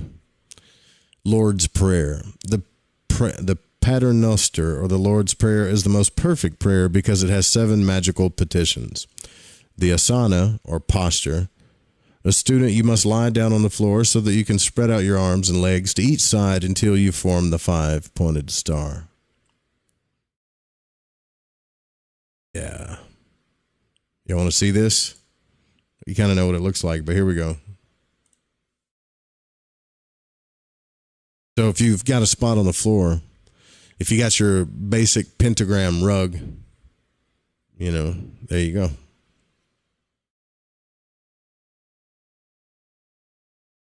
That's what we should sell here at the store, pentagram rugs of all types, shag pentagram rugs. Relax all of your body and do not think about anything. Place your mind in blank. Concentrate your mind on your inner God and start praying the Pater Noster, extremely slowly. And think about the sense of each petition. Become sleepy.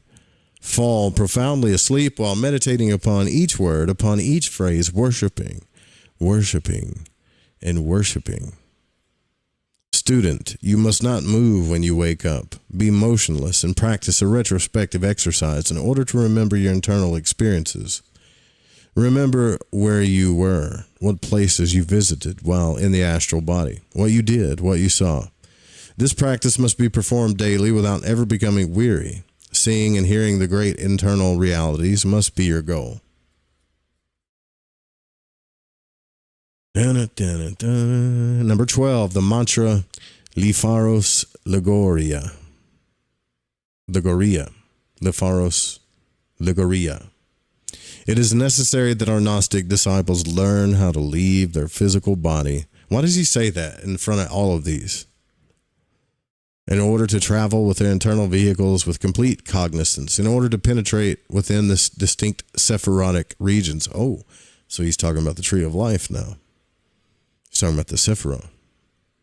It is necessary to directly know the 12 spheres of universal vibration, where all of the being of the universe develops and lives.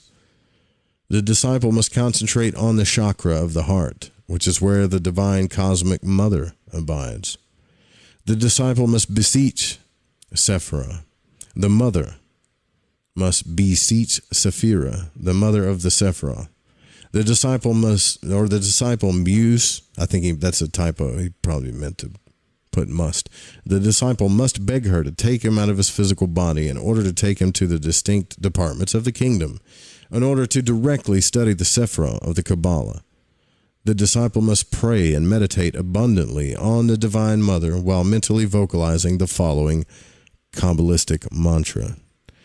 Lifaros, Licanto, Ligoria. It sounds like, I wish I had some background music to play so we could sound like we're in Hogwarts. Lifaros, Licanto, Ligoria. Yeah, or what was the name of that show? Here we go. Let's check this out. I got it. I think I got it. How come the leaf doesn't that sound like that sounds familiar? Lifaros, Lacantos, Ligoria.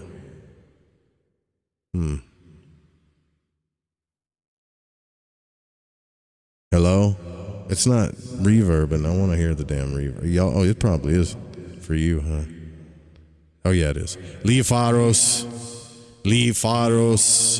Lecantos, Ligoria. Has anything happened yet? Lifaros, Licantos, Lagoria. I got nothing. Sorry.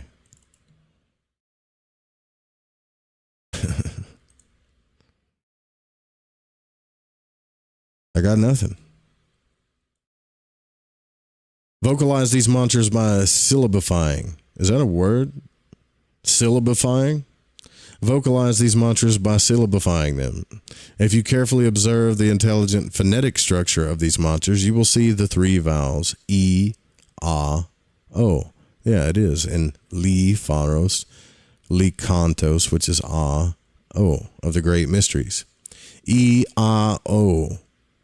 I have some meditations with that god named Eo, Isis, Apophis, Osiris. Is hidden and combined in these sacred mantras of Kabbalah. The disciple must become sleepy while mentally vocalizing these 4 Kabbalistic mantras. It is necessary to practice a retrospective exercise when awakening from our normal sleep. This is in order to remember what we have seen and heard during the dream. Bryce said that's some Army of Darkness stuff right there. It does sound kind of evil, doesn't it? For sure.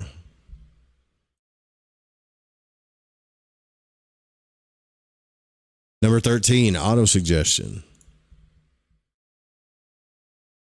Before falling asleep in your bed, you will do the following exercise of autosuggestion. I am going to sleep, so wherever I appear now will be in the astral plane because I am in the astral body. I will recognize myself. I will recognize myself. I will recognize myself and direct myself to the Gnostic Church. You can do this autosuggestion for half an hour and then peacefully fall asleep. And once in the astral plane, you will mathematically recognize yourself, and at the time of awakening, do not move. Do a retrospective exercise in order to remember where you have been.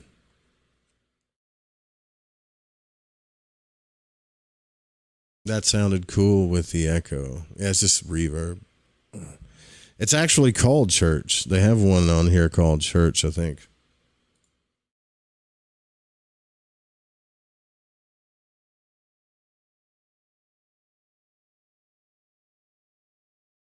Yeah. This is Church. Right here. And then there's vocal and stadium. This is stadium. Li Pharos. This is, okay, so this is vocal. This is church. This is stadium. This is the club. And this is soft. You guys get this, like, get the radio consult thing. You could spend $3,000 on professional equipment. I'm talking about recorders, processing, EQs, everything. But now it's just software. You don't need all that stuff. You don't need to spend thousands of dollars. Just pay me $50 for a consult. I'll spend an hour with you and we'll get you set up and you can have all kinds of fun.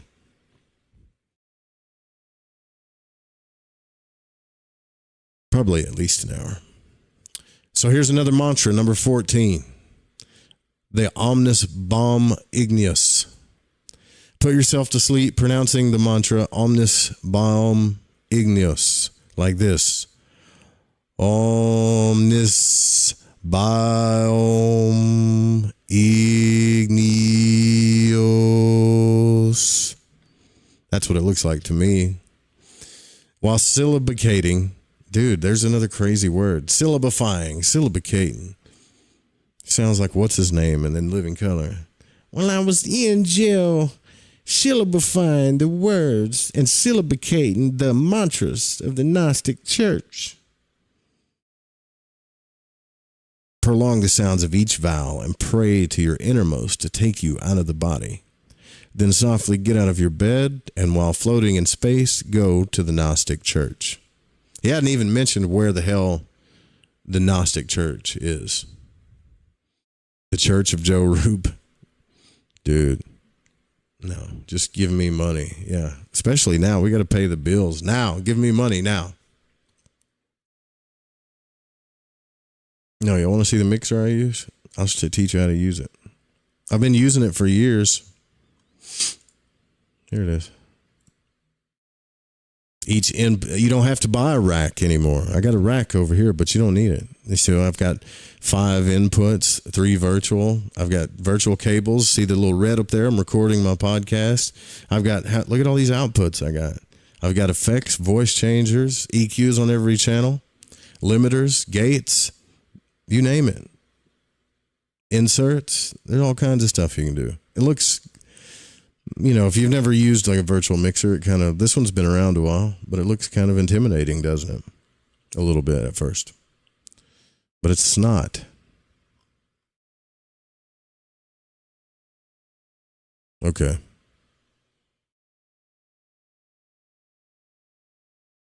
Read the rest of the book that way? No way. I might do the mantras that way.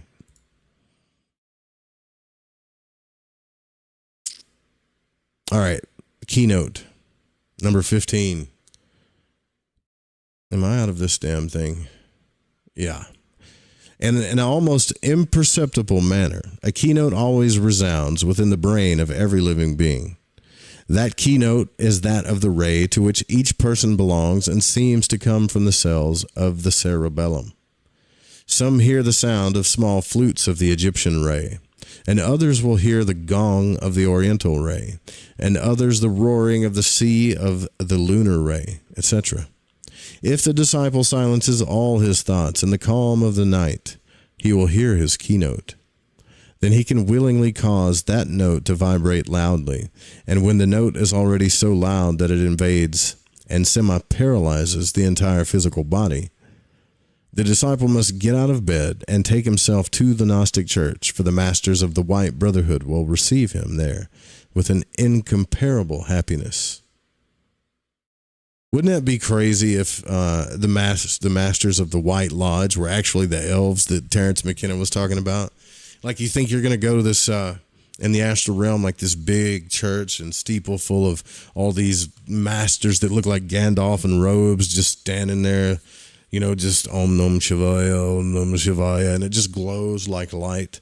But when you get there, it's really like 8 Smurfs, some robot elves, and a bunch of toys on the ground, Yay, you made it.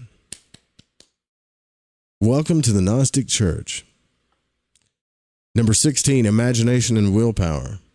If you find yourself dreaming that you are at a certain place and then awaken, remain still, become sleepy once again, and with your imagination, place yourself back into the same dreaming place. And when you feel yourself there again, cling to that place of the dream with your willpower as if trying to continue the dream just as it was unfolding. Imagination and willpower united in vibrant harmony is the key to this clue. Well, that's number 16. Number 17, walking in faith. While falling asleep, concentrate your imagination and willpower intensely, united in vibrant harmony on a certain place or location. Concentration must be perfect. Then begin walking with faith in the imagined place. All right, here we go. Ibiza, Spain. I can hear the club music now. Just Molly everywhere, lights, high dollar drinks, great condos with walk-in showers. So according to him, all I got to do is have faith and I'll be there. Just like George Michael says. You must not imagine that you are imagining, because the experiment will then fail. And one must really feel oneself at the imagined place and totally forget the bedroom. This experiment must be done during the state of transition between vigil and asleep. You could become the Wizard in Oz. Yeah, maybe. Number 18, small jump. Keep in mind that during ordinary sleep, the soul is usually wandering in all those familiar physical places or locations. This is why, while in a state of slumber, the soul is occupied with the same labors and toils of daily life. Therefore, you must become accustomed to asking yourself, remember those 3 questions, right? To asking yourself, during your entire routine, where am I? Every day, even when you're awake. Am I within the physical body or out of it?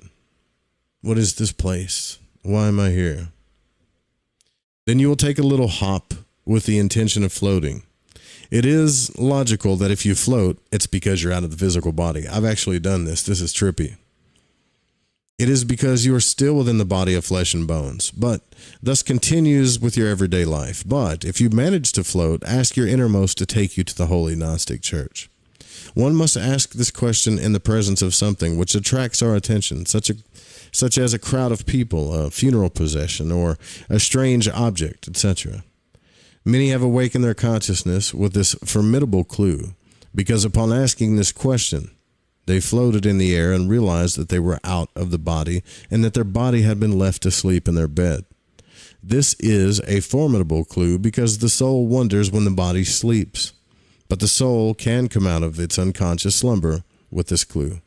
And during your routine day, you must become accustomed to this exercise so that it be recorded within your subconscious. And thus your subconscious will repeat this exercise during sleep. All right, no bullshit. This works, okay? It's very weird. Try this for like a week. You have to like super not care what people think about you. If you're like, oh God, I wonder what my neighbors think, then don't do it. But if you don't give a shit, this works. So like go outside every day and just try to fly, try to float. Like that old movie, The Boy Who Could Fly. Just try to fly. See if it works for you. Of course it's not going to work, but really try to fly like Neo or something in the Matrix. Do this for a week solid. The longer you do it, the more it's going to project you out of your body. Because one day, like he said in this book, you're going to do it and you're not going to know the difference. And you're going to fly. And you're going to be like, shit, I'm out of body. That's a trip. I've done it before. We're at 11 o'clock. I'm getting that weird low blood sugar feeling. I'll finish this book, but I got to get a snack. Because if I don't, by the time I get to 26, I'll be saying things like, geez, block of Stockholm, night. You know, it won't work. I have what is that shit called? Hyperglycemia or whatever. I think. Whatever that shit is. We'll be right back. And then we only got like 7 more to go. Started late anyways, might as well.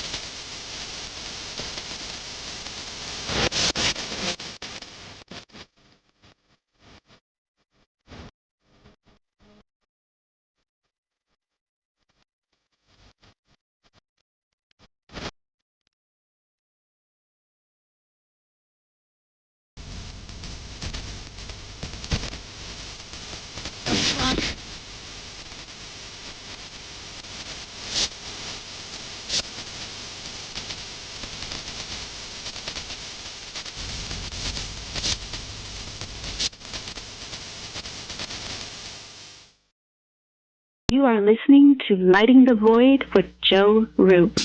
1 in 3 adults has prediabetes. 1 in 3. That means it could be you, your football buddy, your football buddy, or you, your best man, your worst man, you, your dog walker, your cat jogger. While 1 in 3 adults has prediabetes, with early diagnosis, prediabetes can be reversed. Take the risk test at doihaveprediabetes.org. That's doihaveprediabetes.org. Wait, did they just say 1 in 3 adults has prediabetes? That's 33.33333% of adults. That means it could be me, my boss, or my boss's boss, or me, my favorite sister, or my other sister. That's 7 members of my 21-person romantic book club. Wait, the 1 in 3 could be me, my karaoke partner Carol, or my karaoke enemy Jeff. I'm going to take the risk test at doihaveprediabetes.org. Brought to you by the Ad Council and its Prediabetes Awareness Partners. Hey, this is No Way Jose, a Northern California Piscean stuck in the Arizona desert. I'm a void walker, and I got the shoes to prove it. So what do I do when my soul yearns to delve deep into the realm of the unknown? I aim my satellite straight into the night sky and catch a smooth ride on the KTLK-DB radio waves. I tune into Lighting the Void with Joe Root on the Fringe FM. Joe, Lighting the Void is the best show on the planet. This is Barney, your friend from Facebook. Thank you and all the crew for all you do. Namaste, my friend. This is Macon from the foothills of North Carolina, and I am a void walker. G'day, void walkers. This is Lily from down under Australia. The world may be small, the enigma is greater. So let your curiosity take you for a journey with Joe Root. Hey, this is V, coming in from Central Maryland, and I am a void walker. This is Kevin Doherty, a beginner void walker. I'm from Vancouver, BC. I know a little about a lot, and as Leonard Skinner said, I'll guess the rest. I learned a lot from Mr. Root on the show, and heard it from the beginning. I knew right then he was going to be a New Art Bell. Thanks for all your shows, and keep it up. Hey, this is Derek from Mass, aka the Night Stalker, and I'm a void walker. This is Mark from Chicago, and I walk the void to ascertain what is consciousness. My name is Jared Johnson, and I'm from Humboldt County, California. I do not know all of the answers to the questions about reality. I do not claim to know the ultimate truth about life. I seek that which has been made hidden as a part of a family of explorers of consciousness. I'm a void walker. Thanks, Joe Root.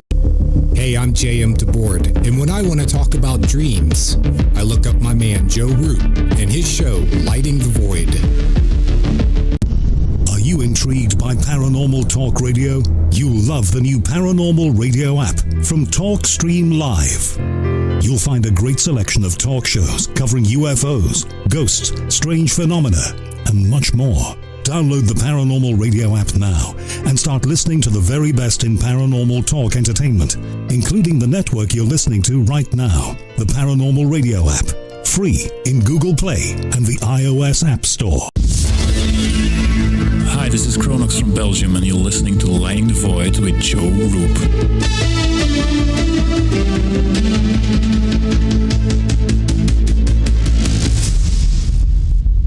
This is Malorcas45, fan of the Fridge FM, challenging everyone to open their mind's eye. Listen to Lighting the Void with Joe Roop to gain precision for your third eye vision.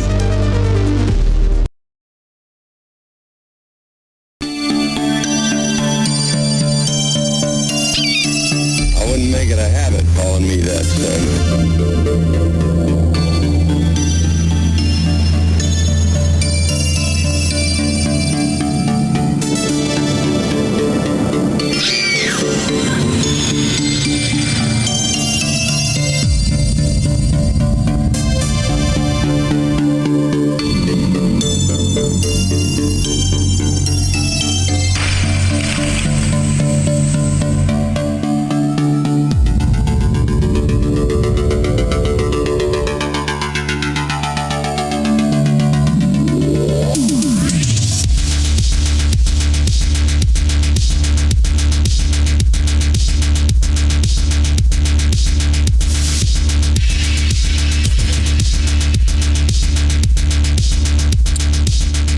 Finish this book. We only got I think there's only a few more methods of occult astral travel left. Oh God, we got a flat earther in here.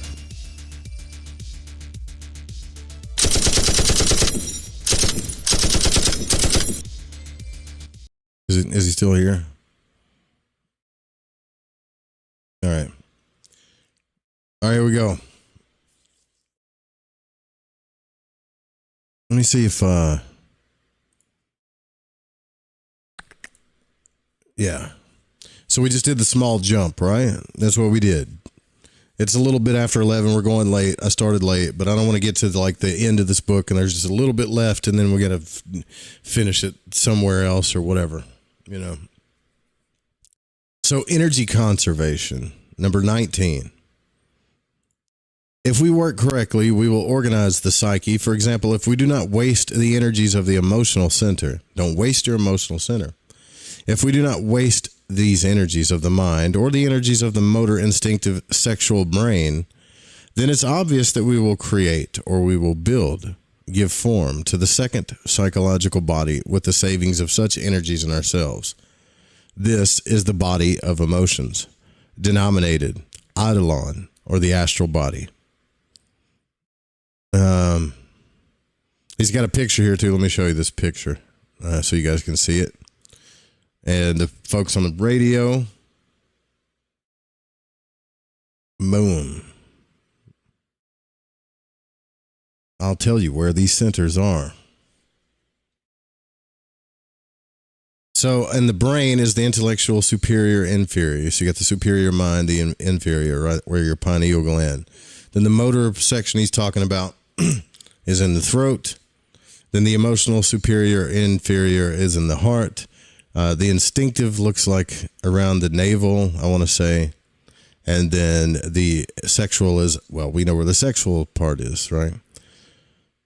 So each brain or center is a machine that utilizes and transforms specific types of energy. When utilized consciously and intelligently, they harmonize and elevate the human being. Yet when abused or misused, great unbalance, disequilibrium, suffering, illness, and even death can result. Y'all seen that picture there? Beautiful. Beautiful. Get out of here.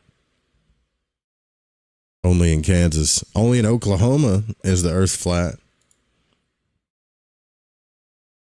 What, did I offend somebody?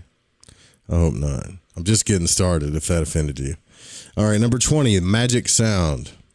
For the benefit of our Gnostic students, it is useful to establish didactically the skillful succession of these magic sounds. A long and delicate whistle similar to that of a bird. B, the intonation of the vowel E, as in the word let. So or prolonging the sound with the note re, like of the musical scale, do, re. Singing the R, making it resonate with the musical T, the music scale, Ti. Imitating a high-pitched child's voice, something similar to the shrill sound of a hand mill or an extremely fine and delicate motor, R. Singing the R makes it resonate with the T.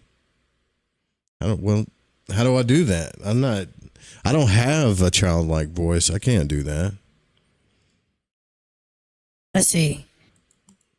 Do, re, mi. I can't do it. My voice is just going to crack. Do, re, mi, fa, sol, la, ti, do. That's it. All right. Am I done? That should work. That's all we got to do, man. Just do that and you'll get out of body. Make the S resonate very delicately, like a sweet and gentle whistle. Is that annoying on the microphone? Clarification. Point A is real and effective whistle. Point D is only similar to a whistle. The Gnostic student lies down in the position of a dead man, face upwards on his back.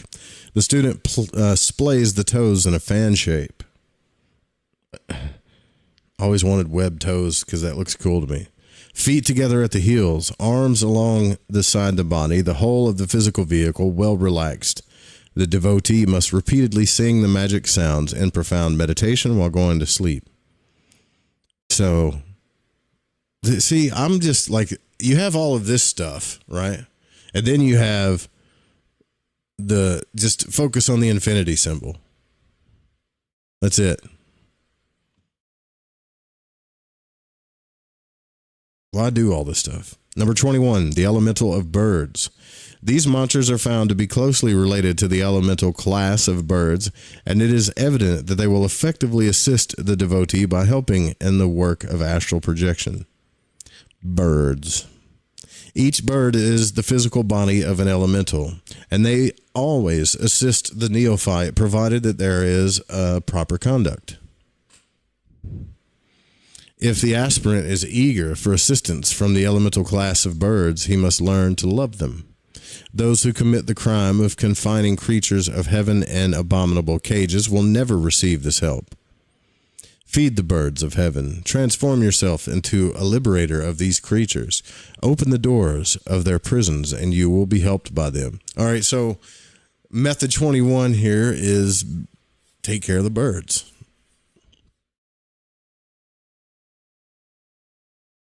Take care of the birds. I'll try that. No, I don't want to try that one. But I mean, we should do that anyways. Just take care of the birds, and they'll help you in the astral realm. Number 22, a black cat. An extraordinary elemental is undoubtedly the black cat. I'm going to tell you of the following experiment that I performed with this elemental. Ooh, finally, a story. In our home, we had a little black cat, and I intended to gain his love. And what's up, Jess? And it is clear that I achieved it. One night I wanted to perform a transcendental metaphysical experiment, and while lying down on my bed, I placed at my side the innocent animal. I relaxed my body perfectly, and then I profoundly concentrated upon the sighted feline, begging him to take me out of my physical body. I bluntly confess that this concentration was long and very deep. It lasted for about an hour. I became slightly asleep during this intensive concentration. Yet, indeed, I had to pass through an extraordinary surprise. That creature seemed to increase its size. Then suddenly it became a giant of enormous proportions who was laid down at the edge of my bed. Holy shit. I touched him with my right hand, and it seemed to me that he was made out of steel. He was irradiating electricity. His face was as black as the night. There is no doubt that his body was of the same color. Nonetheless, he had left his animal form and instead assumed a human figure.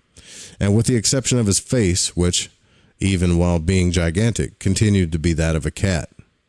This was something abrupt that I did not expect. I was terribly overwhelmed and a little frightened. The great Samael Aun Weors was frightened? Must have been some scary stuff if it scared him. I conjured him with the conjuration of the seven of the sage Solomon. The result was that such enchantment ceased, and thereafter next to me was the innocent creature in his cat form again. I was very preoccupied the next day while walking around the streets of the city. I thought that fear had been eliminated from my own nature, but behold how such a Nahual had now given me a tremendous scare. Nevertheless, in no way was I resigned to lose the battle. Thus, I gave courage to myself, yearningly waiting for the coming night in order to repeat the experiment. So again, I placed the small creature on the right side of my bed, just as I had the previous night. I relaxed my physical body, not leaving a single muscle tense, and thereafter I intensely concentrated upon the feline, and within the profundity of my heart intended not to allow myself to become scared once again.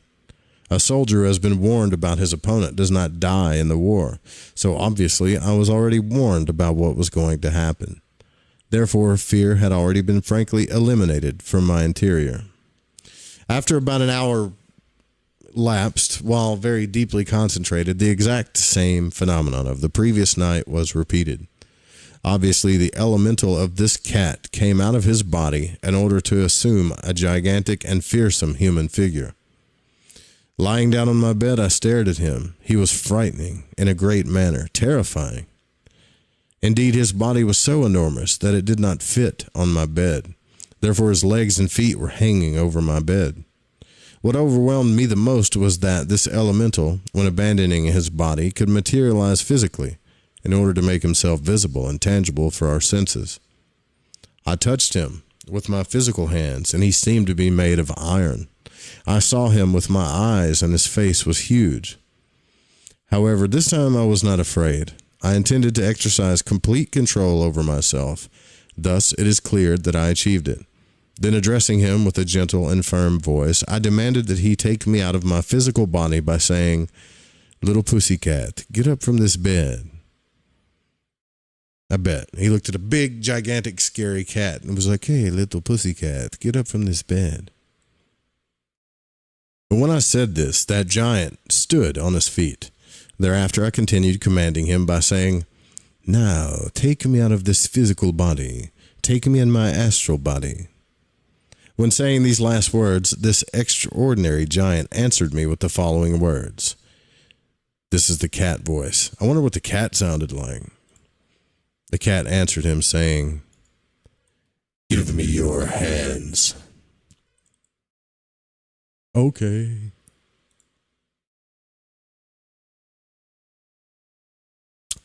Give me your hands, huh? Clearly, I lifted my hands, a moment the elemental took advantage of in order to pull me and take me out of my physical body. Such a strange being was endowed with a terrifying force, but he irradiated love, and it was clear that he wanted to serve me. Thus, this is how the elementals of nature are. So, already in my astral body, next to my bed, and having this mysterious being as my companion, I took the floor in order to command him again, like this. Take me to the center of the city of Mexico. Follow me. Wait, I have to do the cat. Follow me. That's what the big giant cat said. He left the house walking slowly, and step by step, I followed him. This doesn't sound scary. This sounds pretty cool, actually. I would like to have a cat like this. We walked through distinct places of the city until arriving at San Juan de Letran. There on a given street, we stopped for a while. It was the middle of the night, and I was longing to make a happy end of this experiment. I saw, from the fifth dimension into the third dimension, a group of gentlemen chatting on a corner. They were in their physical bodies. Therefore, it is unquestionable that they did not perceive me. Nonetheless, I wanted to become visible and tangible before them. Such was my intention. So then I addressed the giant, that Nahual of marvels and prodigies. In a sweet yet imperative tone, I gave him a new command. Pass me now to the world of 3 dimensions, into the physical world. The elemental Nahual then placed his 2 hands over my shoulders and at the same time applied pressure upon them. I felt that I was abandoning the astral world and entering the physical world. Hence I became visible and tangible before the gentlemen who were gathered in that place. Approaching them, I asked, "What time is it, gentlemen?" 12:30 at night, they said. "Thank you, gentlemen. I want to tell you now that I come from the invisible regions and that I wanted to become visible and tangible in front of you." That's what he said to them? I don't know. Come on. Strange words indeed. Those men looked at me with wonder. I continued telling them, "So long, sirs. I return again to the invisible world." Thus I begged that elemental to pass me again into the supersensible regions. It is unquestionable that the creature obeyed with the very act. I could see the amazement of all those gentlemen. They were filled with terror and panic and left in a hurry from that place. New commands given to that elemental giant were enough in order for him to return me back to my house. And upon returning to my bedroom, to my chamber. That's how you know someone thinks they're important, right? When they call their bedroom my chamber. I saw that this mysterious conscious being was losing his gigantic size and was precisely entering through the pineal gland, which, as is known, is situated in the superior part of the brain, but into his small feline body that was laying down upon the bed. I did the same thing. I placed my astral feet over the sided tiny gland of the physical body. and thus I soon felt myself inside of my dense body, and I awoke in my bed. I looked at the little pussy cat. I caressed him a bit. I gave him thanks and told him, I thank you for your granted service. You and I are friends. I'm sure he sounds different than that. This is my Samael character. Since then, my dear friends, I know that cats, these feline elementals, can be ideal for all aspirants who seek to enter into the realm of a superior life. With these types of know-alls, any occultist can learn how to project themselves consciously and positively in the astral body. What is important is to not be afraid. Oh, I just heard something weird outside. One needs a lot of courage. It is... Can you go outside and see what that is? Please, sweetie. What is important is not to be afraid. One needs a lot of courage. It is good to mention that for these types of psychic experiments, it is essential that the color of the cat be black. That's a long cat story, right? Like, do you guys really believe that? I mean, I don't know. If that's the case, I'm going to get Leo to try to do some new tricks. Honestly. Number 23. Okay, never mind. Number 23, Master Janos. With his body well relaxed, he will lay down. He will get a little bit drowsy and then vocalize with his mind the following prayer. Janos, 2 L's is Janos, right? Janos, Janos, help me. Ya Mador, Ya Mador. Janos, Janos, Janos. It's actually pronounced like a J, so I did this all wrong. Let's try this again. We got to do all of the freaking astral stuff, right? Let's try this again. Janos, Janos, Janos, help me. Ja Mador, Ja Mador. Janos, Janos, Janos.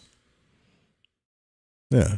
Then when the disciple finds himself drowsy or half asleep, he must sit up softly in his bed, throw the blankets off of him, and get out of bed. Thus, once he is standing on the floor, he must jump with the intention of floating within the air. If he floats, then he must leave his house while floating in the atmosphere, pronouncing the invocation of the Master Janos in the same way as when he was in bed. Number 24, the flower of the night. Paracelsus states that we need to harness the elementals of nature to the chariot of science in order to fly through the air, to ride the eagle, to walk on water, to travel to the most distant places on the earth within a few moments. Elementals can help us with astral travel. Elementals that can help us with astral travel exist. So let us remember the elemental of the Datura arborea. The Datura arborea tree is known in different countries as Borocharo or angel's trumpets. Do not do this. But the flower of the night. This elemental can take, I got a story about these angel trumpets. This elemental can take any human being out of his astral body into the astral world. It is enough for the Gnostic student to always have one of these trees in his home. Bad idea. It is necessary to gain the affection of the elemental of the tree, and during the night, the Gnostic student concentrates on the elemental of the tree. He will vocalize the syllable Kam, K-A-M, many times, and then fall asleep, begging the elemental of the tree to take him from the physical body into the astral body, to whatever remote part of the world of the infinite cosmos. And this plant elemental will help all those who in truth know how to ask with faith and love. The Datura arborea tree is known as the Floripundio in Peru, the Hingantan and Bolivar, Colombia. And many people triumph with these practices immediately because they are hypersensitive. Yet on the other hand, people who are not hypersensitive exist as well. And these people need to practice a great deal in order to attain victory. Listen, they have these trees in Florida called angel trumpets, and there's a dude in Florida that went straight to jail pulled his pants down, was saying all kinds of crazy stuff. I don't know if he ate these things, smoked them. I don't know. But it was those angel trumpets off that tree. I wouldn't mess with this stuff. 25, the magical egg. That's always people in Florida doing weird stuff. They always try something new, or they come out with something, or they're eating somebody's face, or they're flopping around. It's paradise down there in some places, though. The magical egg. The egg has special powers that allow us to place the physical body in the jinn state. Here is the procedure. The disciple will slightly boil an egg in water. In other words, he will cook it for a very short time. And thereafter he will make a hole in the egg on the narrow, conical side. Then by means of a very thin device, he will extract the yolk and white. The shell of the egg possesses the powers of the god Harpocrates. The forces of Harpocrates are a variant of the Christ force. Sequentially, the disciple will place the eggshell on the bed next to his head, and then the disciple will imagine himself inside that shell. The disciple will invoke Harpocrates and will ask Harpocrates to transform or transport him with his physical body to whatever place the disciple wishes to go, and thus while keeping the slumber state as a somnambulist, the disciple must get up and hold the eggshell, and then he will leave his bedroom while saying, Harpocrates, help me because I am leaving with my physical body. That's kind of cool. I might use an egg for that, I guess. I don't know. Probably not. That's the god of silence, too, Harpocrates, the sign of silence. This is how the disciples of our Gnostic groups will place their physical body within the internal worlds. This is how they will go in bones and flesh to the Holy Gnostic Church. This is how they will receive the communion of bread and wine and attend the Prater. This is how disciples will know the great mysteries without the necessity of damaging their minds with the theories and sterile discussions of spiritualist schools. Number 26, Jayo. The elemental magic of Jayo, or coca leaves. Yeah, see, here's the secret. It was the whole secret, man. It was cocaine all along. Oh, yeah, I got to get the eggs tonight before I go to sleep. Okay, so, quote, the word of the Lord came to me. What do you see, Jeremiah? I see the branches of an almond tree, I replied. The Lord said to me, you have seen correctly, for I am watching to see that my word is fulfilled. Jeremiah 1, verses 11 through 12. Or 1 through 12. As we study these symbolic verses of the prophet Jeremiah, we find the almond rod represents the rod of the magician.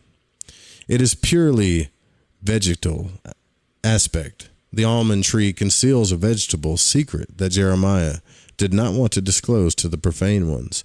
And but this is the last one, so it must be a real big secret. Behind the almond tree, the Jayo, or coca, hides. This wonderful plant serves for astral projection, and the mantra of the Jayo is Boya, Boya, Boya. I do that every time I snort a line of coke, too. Boya, Boya, Boya. No, I'm just playing. This is, you can't astral project with cocaine. It doesn't work. There's a secret formula to prepare with the Jayo, a potion that allows the magician to astral project. I will be careful not to divulge that sacred formula. Well, why are you telling us about it? Because humanity is not prepared to receive it. Sereno, father of the Jayo, is a great master of the Maya ray. The Jayo elemental, with its pure gold body and beautiful garments, looks like a maiden of extraordinary beauty. And in the ancient Rome of the Caesars, the Roman magicians used Jayo a lot for our great work of practical magic. And the end. So he left us with that.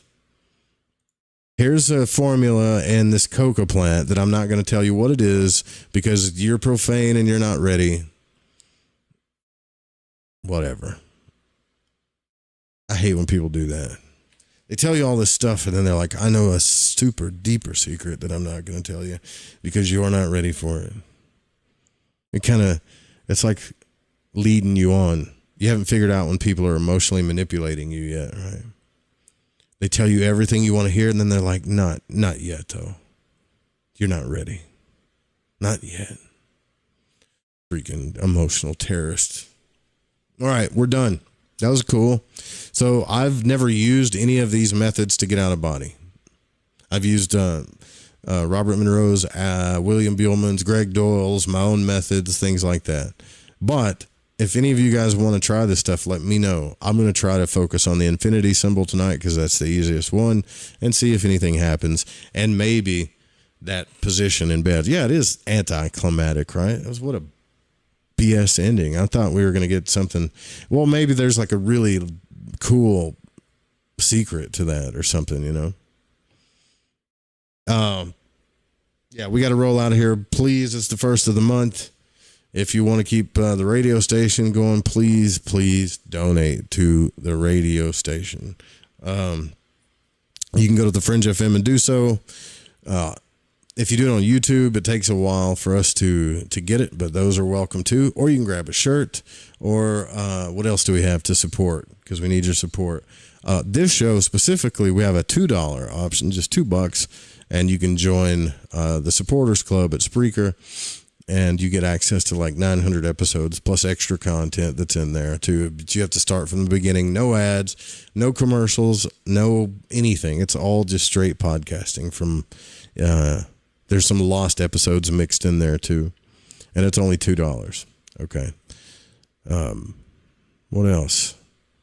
We've sold a few Magic Tantua decks, but only 3 people. So one person got ordered, I think 3 decks and then 3 more. And then other people ordered 1.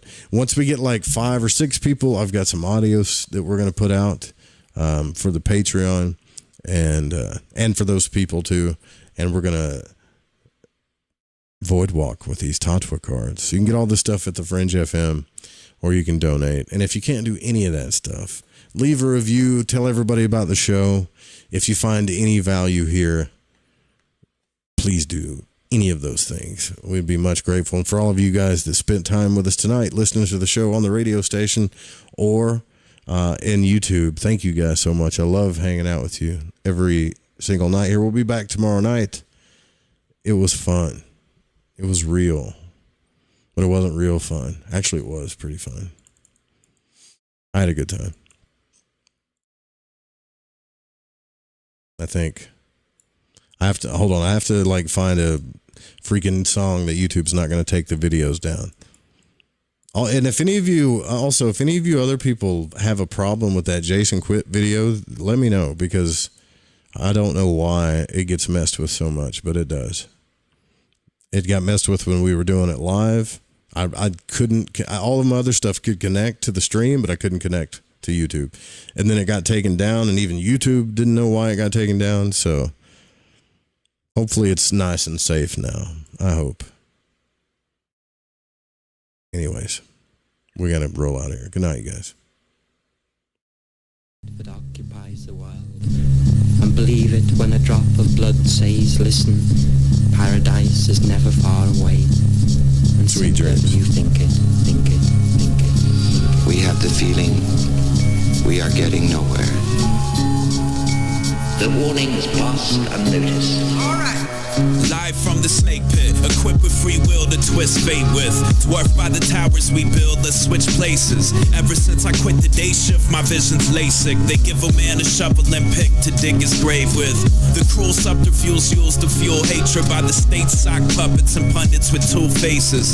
Got us at each other's throats, father for the same tricks. Facing Earth's birth pangs and tectonic plate shifts. She gyrates, I watch her shake like jello mold. Walk across oceans, hopscotch, archipelago goals.